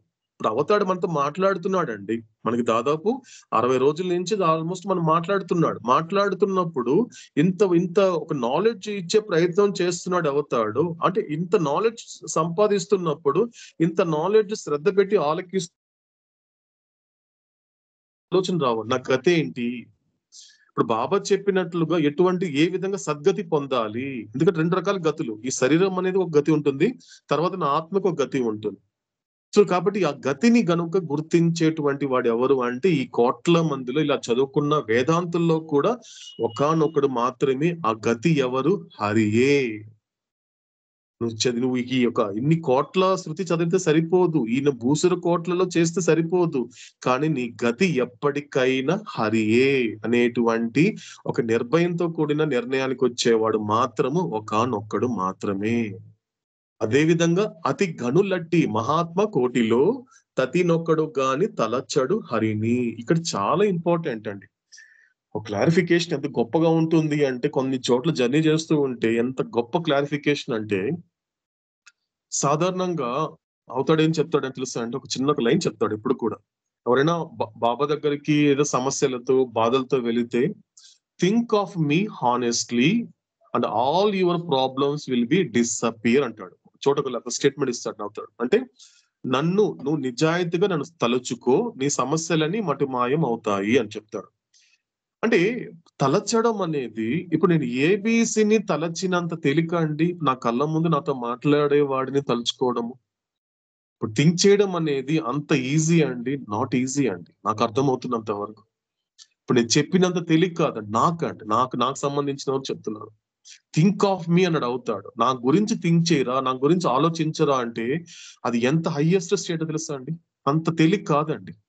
ఎందుకంటే మహాత్మ కోటిలో అంటే మహాత్మ అంటే మనకి సెకండ్ థర్డ్ ప్లేన్ లో ఉన్నవాడిని మహాత్మ అని మనకి అకార్డింగ్ టు చార్ట్ నెంబర్ 5 లో చెప్పాడు అవుతాడు, ది జర్నీ చార్ట్ లో.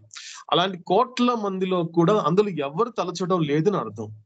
అన్ని కోట్ల మంది ఉన్నారు, వాళ్ళు మామూలు గనులు కాదు, అతి గనులట్టి. మళ్ళీ అలాంటి మహాత్ముల కోట్లలో ఒక్కడు మాత్రమే హరిని తలుచుకుంటున్నాడు అంటండి. అంటే కోట్ల మంది తలుచుకోవటం లేదా అంటే తలుచుకోవటం లేదంటున్నాడు అయినా. వాళ్ళు తలచడం లేదంట. దేని తలుస్తున్నారు? ఏదో తలుస్తున్నారు, కానీ మొత్తానికి పరమాత్మ మాత్రం తలచడం లేదు. అంటే థింక్ ఆఫ్ మీ అని చెప్పినటువంటి అవతాడు ఇచ్చినటువంటి statement it not easy task అండి, అంత తేలిక కాదండి.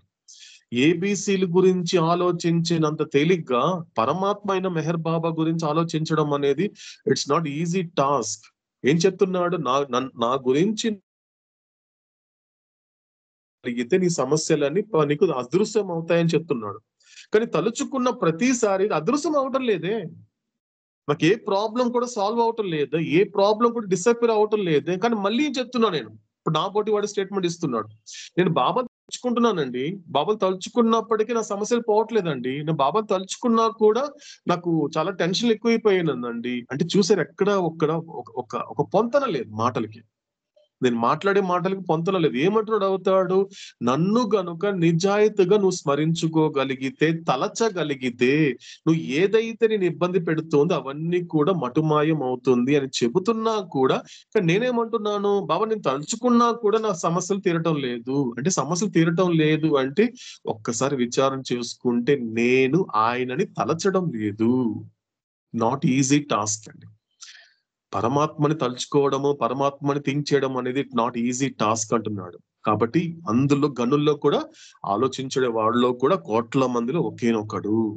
కాబట్టి తుదికెక్కిన నిత్యుల కోట్లలో పొదుగునొక్కడు తలపున హరిని. ఇక్కడ కూడా కనెక్ట్ చేస్తున్నాడు.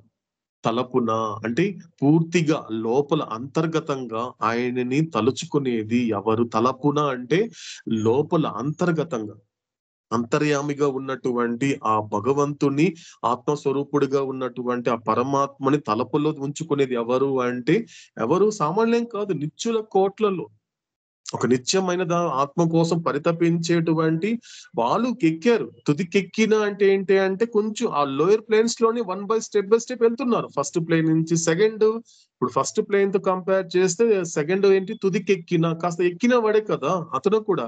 కానీ ఇలాంటి వాళ్ళ కోట్ల మందిలో కూడా ఒక్కడు మాత్రమే ఆ హరిని తలపులో తలుచుకుంటాడు. కాబట్టి గుదిగొను హరిభక్తుల కోట్లలో వెదకునొక్కడు శ్రీ వెంకటపతిని. కాబట్టి గుదిగును అంటే ఏంటి? సో ఇంతమంది ఫిల్టర్ చేసుకుంటా పోతూ మళ్ళీ ఆయన మీద భక్తి చూపించే వాళ్ళలో కూడా కోట్ల మందిలో ఆయన వెతికేది కూడా ఒక్కడే అంటున్నాడు. అంటే ఈ హరిభక్తులలో కూడా వీళ్ళు వెతకటం లేదా అంటే వెతకటం లేదంటున్నాడే. నాకు నేను చెప్పుకోవడం వేరు, నా గురించి మెహర్ బాబా చెప్పడం వేరే అండి. నాకు నేను చెప్పుకుంటాను, బాబా నేను నీకోసమే అన్వేషిస్తున్నాను, నీ గురించి నేను పరితపిస్తున్నానని నేను చెప్పుకోవడం వేరు, నా గురించి మెహర్ బాబా చెప్పడం వేరు. ఎందుకంటే నా గురించి నేను చెప్పుకోవడం అనేది అహం అవుతుంది, నా గురించి మెహర్ బాబా చెప్పడం అనేది అహానికి అతీతం అవుతుంది. ఎందుకంటే అది పూర్తిగా నిజమైనటువంటి మాట, నాది అబద్ధమైన మాట. నేను అనుకుంటున్నాను నేను హరిని భక్తి చేస్తున్నాను, నేను హరిభక్తుని అని నేను అనుకుంటున్నాను. కానీ నేను ఎలాంటి వాడినో అన్న విషయం నాకన్నా నా ఎదురుగుండా నాతో మాట్లాడే అవతార పురుషుడిగా తెలుస్తుంది. కాబట్టి వెతకడం అనేది కూడా ఎవరు చేస్తారు అంటే ఆ హరిభక్తులలో కూడా ఒకానొక్కడు మాత్రమే చేయగలుగుతాడు అని మనకి ఇంతకు ముందు మీరందరూ చెప్పినట్లు గాని, సో మోస్ట్ సోల్ గురించి, తర్వాత సమ్ సోల్ గురించి, తర్వాత ఫ్యూ సోల్ గురించి, సో ఈ విధంగా 3 రకాలుగా మనకు అవతాడు అందించడం జరిగింది ఈ యొక్క సంకీర్తన ద్వారా. కాబట్టి ఇక్కడ ఒక చిన్న మాట కనెక్ట్ చేసుకుందామండి. ఎందుకంటే ఇంతవరకు మనం చేసినటువంటి జర్నీలో ఒక మాట కనెక్ట్ చేసుకొని ఇంకొక ఆస్పెక్ట్ లో ఇంకో చోట కనెక్ట్ చేసుకుందాం. ఇదే గాడ్ స్పీక్స్ లో. సో 2 ఆస్పెక్ట్స్ ఉంటాయి మనకి. ఫస్ట్ ఆస్పెక్ట్ ఏంటి అంటే, మనకి అవతాడు గతంలో why God speaks to why not God speaks లో ఒక అంటే నా మాట ఎలాంటిది అని చెప్పాడండి. ఆహారం అని చెప్పాడు. ఆహారం దేనికి ఆహారం అండి? ఆలోచనకి ఆహారము. దానిని ఎవరికైనా గుర్తుందండి? యాజ్ ఇట్ ఈస్ గా బాబా ఇచ్చిన స్టేట్మెంట్ ఎవరైనా చెప్పగలరా? వీలైతే చూడకుండా.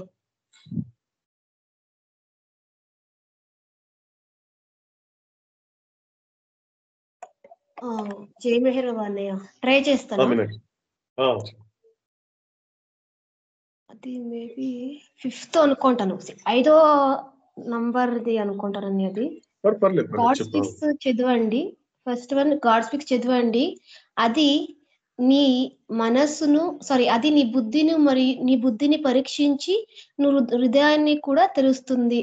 అంతేకాకుండా నీ మనసుకు మరియు హృదయానికి కూడా ఆలోచనకి తగినంత ఆహారం సమకూర్చి పెడుతుందని చెప్పడాన్ని దాంట్లో.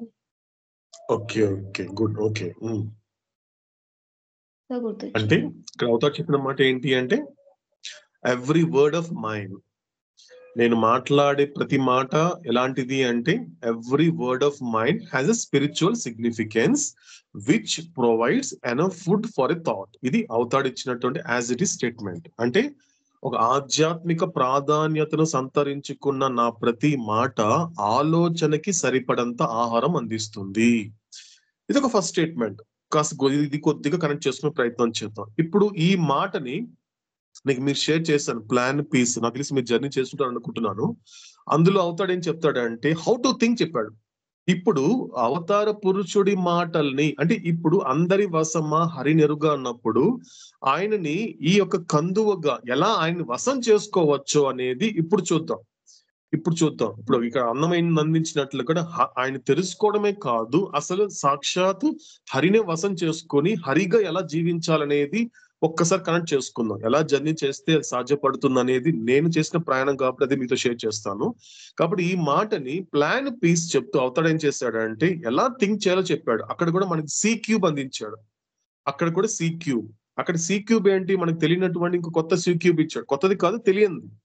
అక్కడ సి క్యూబ్ చెప్పాడు. ఎలా థింక్ చేయాలి అంటే ఎప్పుడైతే ప్లాన్ లేకుండా నువ్వు ప్రశాంతంగా ఉంటూ ప్రిపేర్ అవుతూ నువ్వు ప్రారంభం ప్రకారం నీ కర్మలు చేసుకుంటూ వెళుతూ ఎలా ఉండాలి అన్నప్పుడు ఎలా ఆలోచించాలి అంటే ఏం చెప్పాడు అవుతాడు?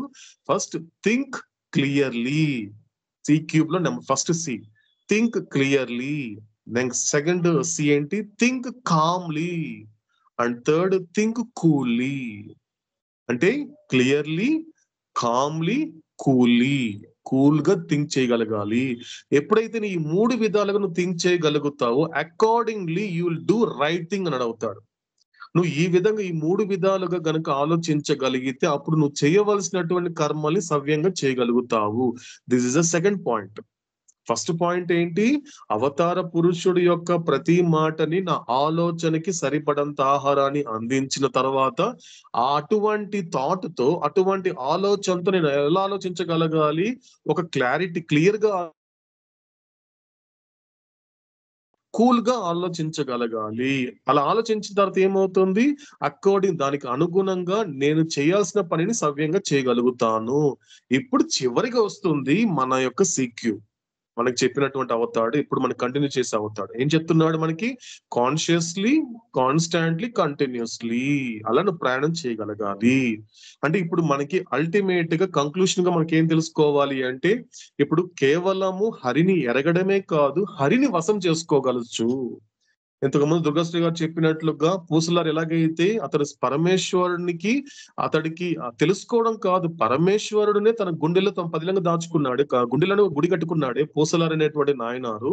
కాబట్టి అక్కడ ఎలాగైతే అటు ఈశ్వరుడిని తన వశం చేసుకున్నాడో మనం కూడా మనతో మాట్లాడేటువంటి అవతార పురుషుని కూడా వశం చేసుకునే అవకాశం ఉంది. ఒకవేళ దీన్ని గనుక ఫాలో కాగలిగితే, ఇది శ్రద్ధగా ఆలకించి అలా గనుక జీవించగలిగితే మనకి అవకాశం ఈ జన్మల్లో, ఈ దేహంలో, ఈ లోకంలో 100% ఉంది అనే విధమైనటువంటి బల్లగుద్ది చెప్తున్నాడు అవతార పురుషుడైన మెహర్ బాబా. కాబట్టి ఈ 3 ప్రాసెస్ చెప్పుకుంటూ అండ్ ఫైనల్ గా మనం ఏం చేద్దామంటే, ఈ తెలిసిన వాడు ఎక్కడ ఉంటాడు, గాడ్ స్పీక్స్ లో ఈ యొక్క నెరుగా అన్నాడు. అంటే ఆ ఎరుక కలిగిన వాడు. ఇప్పుడు ఇంతవరకు చెప్పాడు కదా మనకి అన్నమయ్య, అలాంటి వాడు, ఇలా అన్ని చోట్ల ఫిల్టర్ అయిన వాడు, లాస్ట్ లో ఒక్కడు అని చెప్పాడు మనకి ఇక్కడ. అదే విధంగా ఇక్కడ తీసుకుంటే కూడా మనకి అవతార్ చెప్పిన మాట ఏంటి, సో గడప బయట కొన్ని లక్షలాది మంది ఉన్నప్పటికీ ఆ లక్షలాది మందిలో ఒకే ఒకడు గడప దాటుతాడు. అలా గడప దాటినటువంటి మరి కొన్ని లక్షలాది మందిలో ఒకే ఒక్కడు నా గురించి తెలుసుకోగలుగుతాడు నేనెవరు అనేటువంటి ఆ తెలుసుకునేవాడు ఎవరు అనేది మనము ఒక్కసారి చూద్దాం. ఎక్కడ గాడ్ స్పీక్స్ లోని ఒక్కసారి మీరందరూ కూడా చాట్ నెంబర్ 11 ఓపెన్ చేయండి. లాస్ట్ లో అది మనం ఒక్కసారి చూసి ఈ పూట మెహరోపాస్ మనం కంక్లూడ్ చేద్దామండి. ఒక్కసారి చాట్ నెంబర్ 11 అందరికి మీకు తెలిసి ఉంటుంది, లాస్ట్ లో ఉంటుంది. మోస్ట్లీ దానికి స్టిక్ చేసి ఉంటారు, చిన్నది కాదు, చాలా పెద్ద చాట్ అది. దాన్ని మీకు ఒక లాస్ట్ ఒక పేజ్ లో ఒక మీకు ఆ బైండింగ్ కవర్ కి టచ్ చేసి ఉంటారు, అది మీకు అంటించుంటారు. అది మీరు ఓపెన్ చేస్తే మీకు ఇక్కడ నో ఇయర్ అనే కొత్త ఉన్నాడండి. ఎక్కడున్నారో కాస్త చూసే ప్రయత్నం చేయండి, లేకపోతే చెప్తాను. నో ఇయర్ అంటే తెలుసుకున్నవాడు. ఒక్కసారి ఓకే, చాలా మంది ఫస్ట్ టైం చూస్తున్నారు కాబట్టి తెలుసుకునే ప్రయత్నం చేద్దాము. ఒక్కసారి ఓపెన్ చేస్తే మీరు కింద చూస్తే, కింద మీరు లెఫ్ట్ లో చూస్తే మీకు అక్కడ 0 to 6 ఉంటుందండి. 0 1 2 3 4 5 6 ఉంటుంది. సో ఏమవుతోంది, ఈ 0 అనేటువంటిది ఏంటి అంటే అక్కడ మనకి 4 ఆత్మలు కనిపిస్తారు. అంటే 0లో ఉన్నటువంటి వీళ్ళందరూ కూడా ఎవరు అంటే మోస్ట్ సోల్స్. 1 to 4 వచ్చేసి ఎవరు మనకి సమ్ సోల్స్.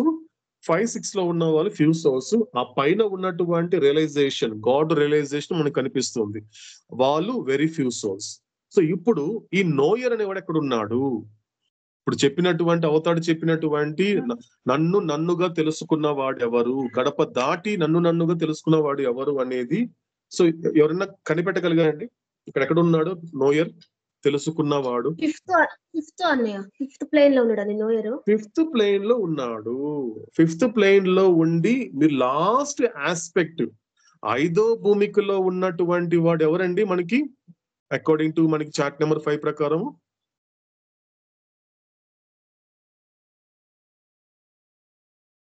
ఫిఫ్త్ ప్లేన్ లో ఉన్న వాడిని ఏం చెప్పాడు అవుతాడు? అతనికి బాబా ఇచ్చినటువంటి డెసిగ్నేషన్ ఏంటి? మహాపురుష. ఫిఫ్త్ ప్లేన్ లో ఉన్నవాడు మహాపురుష. అంటే ఇక్కడ నోయర్ ఎవరు అంటే 5వ భూమికలో ఉన్నటువంటి మహాపురుషుడు. ఇక్కడ కనిపిస్తోంది మనకి, కింద ఎక్కడ లేదు చూడండి. కింద మొత్తము ఫస్ట్ ప్లేన్ నుంచి 4th ప్లేన్ దాకా ఈ జస్ట్ ప్రైజింగ్ అంతే, ప్రైజ్ చేస్తూనే ఉన్నాడు. కానీ నోయర్ అనేవాడు ఎవరు అంటే కేవలము ఈ యొక్క 5వ భూమికలో చేరుకున్నటువంటి మహాపురుషుడు మాత్రమే అవతార పురుషుడు ఎవరు, మెహర్ బాబా ఎవరు యాజ్ ఇట్ ఈస్ గా తెలుసుకోగలిగాడు అనేది మనకి ఒక డెమాన్స్ట్రేషన్ అనేది చార్ట్ నెంబర్ 11 లో మనకి అవతార పురుషుడు ఇవ్వడం జరిగింది. సో ఈ విధంగా హరిని యాజ్ ఇట్ ఈస్ గా తెలుసుకున్నవాడు ఎవరు అంటే 5వ భూమికలో ఉన్నటువంటి ముఖ్యంగా ఆ గడప దాటి తెలుసుకున్నటువంటి మహాపురుషుడు మాత్రమే ఆయనలాగా తెలుసుకోగలిగాడు.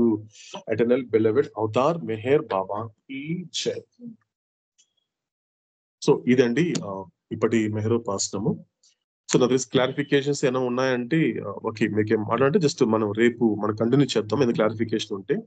సో ఇప్పటికీ మనకి నామం చేసి ఆ తర్వాత ఆరుతో మనం కంక్లూడ్ చేద్దాం అండి. ఎటర్నల్ బిలవెడ్ అవతార్ మెహర్ బాబా కి జై.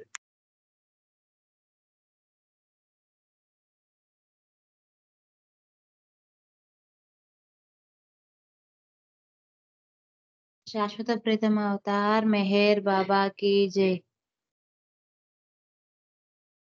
मेहर बाबा, मेहर बाबा, मेहर बाबा, मेहर मेहर, मेहर बाबा, मेहर बाबा, मेहर बाबा, मेहर मेहर, मेहर बाबा, मेहर मेहर, मेहर बाबा, मेहर मेहर, मेहर बाबा, मेहर मेहर, मेहर बाबा, मेहर बाबा, मेहर बाबा, मेहर मेहर, मेहर बाबा, मेहर बाबा, मेहर बाबा, मेहर मेहर, मेहर बाबा, मेहर मेहर, मेहर बाबा, मेहर मेहर,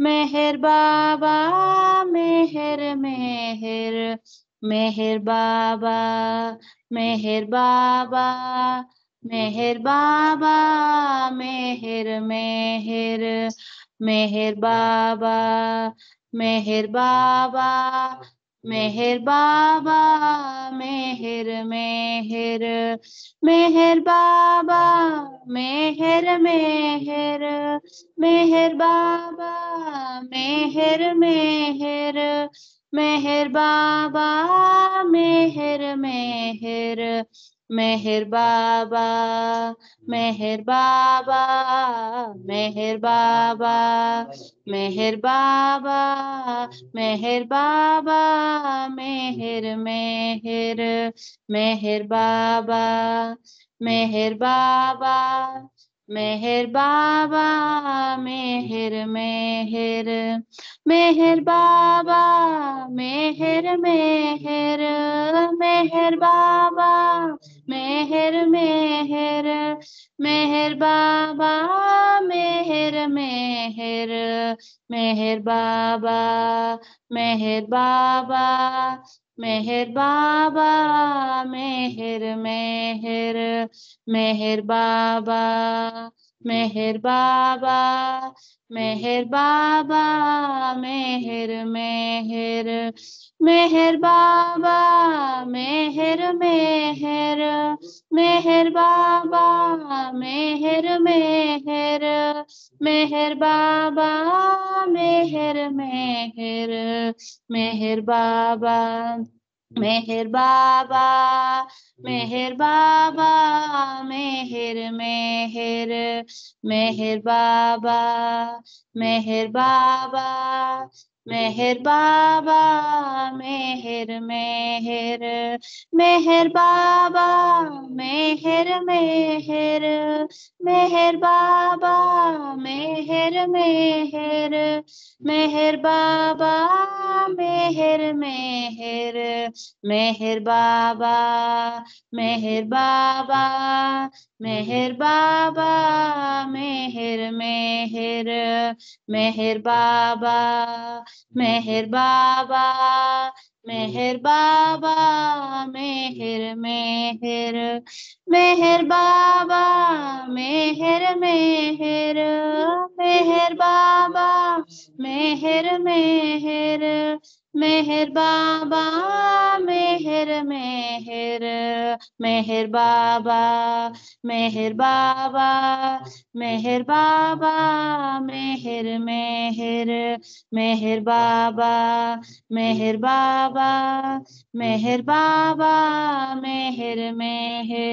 मेहर बाबा, मेहर मेहर, मेहर बाबा, मेहर मेहर, मेहर बाबा, मेहर मेहर, मेहर बाबा, मेहर बाबा, मेहर बाबा, मेहर मेहर, मेहर बाबा, मेहर बाबा, मेहर बाबा, मेहर मेहर, मेहर बाबा, मेहर बाबा, मेहर बाबा, मेहर मेहर, मेहर बाबा, मेहर मेहर, मेहर बाबा, मेहर मेहर, मेहर बाबा, मेहर मेहर मेहर।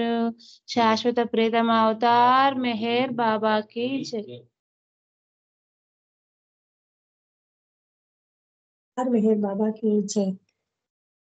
आदि सचेतन शांति निकेतन, आदि सचेतन शांति निकेतन, नमो ब्रह्मावो मेहरु प्रभु आरती अपनावो, मेहरु प्रभु आरती अपनावो।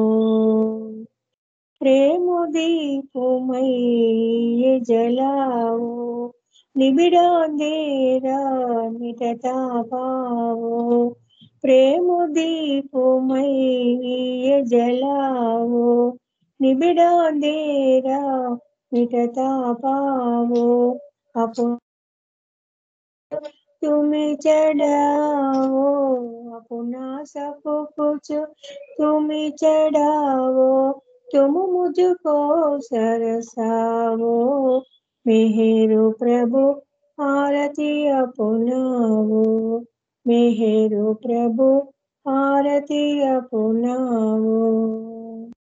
जीवन की हर सांस हमारी बन जाए प्रभु गति तुम्हारी। जीवन की हर सांस हमारी बन जाए प्रभु गति तुम्हारी। हे करुणा करो लीलाधारी, हे करुणा करो लीलाधारी। तुम करुणा बरसाओ, मेहरो प्रभु आरती अपनाओ, मेहरो प्रभु आरती अपनाओ। बन आरती जीवन मेरा, बन आरती जीवन मेरा, आदि अंत का लयलो हेरा, आदि अंत का लयलो हेरा। खुले नयन और दिखे सवेरा, खुले नयन और दिखे सवेरा।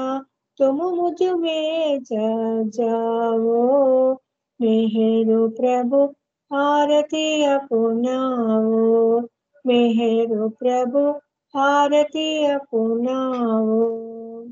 आदि सचेतन शांति निकेतन, आदि सचेतन शांति निकेतन, नमो ब्रह्मावो मेहरो प्रभु आरती अपनाओ, मेहरो प्रभु आरती अपनाओ। शाश्वत प्रीतम अवतार मेहर बाबा की जय। ఇప్పుడు 2 నిమిషాల పాటు నిశ్శబ్దం పాటిద్దాం. శాశ్వత ప్రీతమ అవతార్ మెహర్ బాబా కీ జై.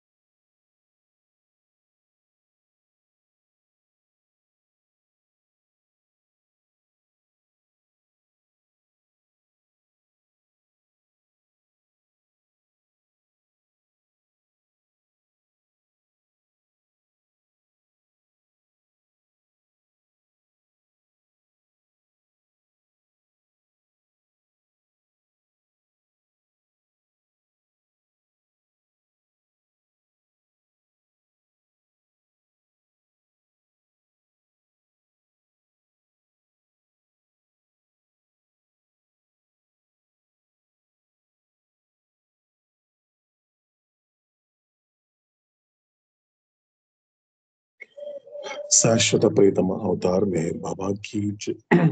ఇదండి ఇప్పటి అన్నమయ సంకేతాలతో కూడిన సంగీత మెహరోపాసనము. సౌతార్ చెప్పబోయేటువంటి మరిన్ని విషయాలు తర్వాత మెహరోపాసనలో కలుసుకున్నాక శ్రద్ధతో ఆలకిస్తూ సహకరించిన సంస్కారాలను కూడా సహకరింప చేసుకునే ప్రయత్నం చేద్దాం. కాబట్టి తిరిగి మరో మెహరోపాసనలో తిరిగి కలుసుకునేంత వరకు ఓ అవతార పురుషుడా, లోకమును కాకుండా నిన్ను అర్థం చేసుకునేలా, లోక సంకల్పమును కాకుండా నీ సంకల్పమును అర్థం చేసుకునేలా నన్ను మలుచు. శాశ్వత ప్రియతమ అవతార్ మెహర్ బాబా కీ జై.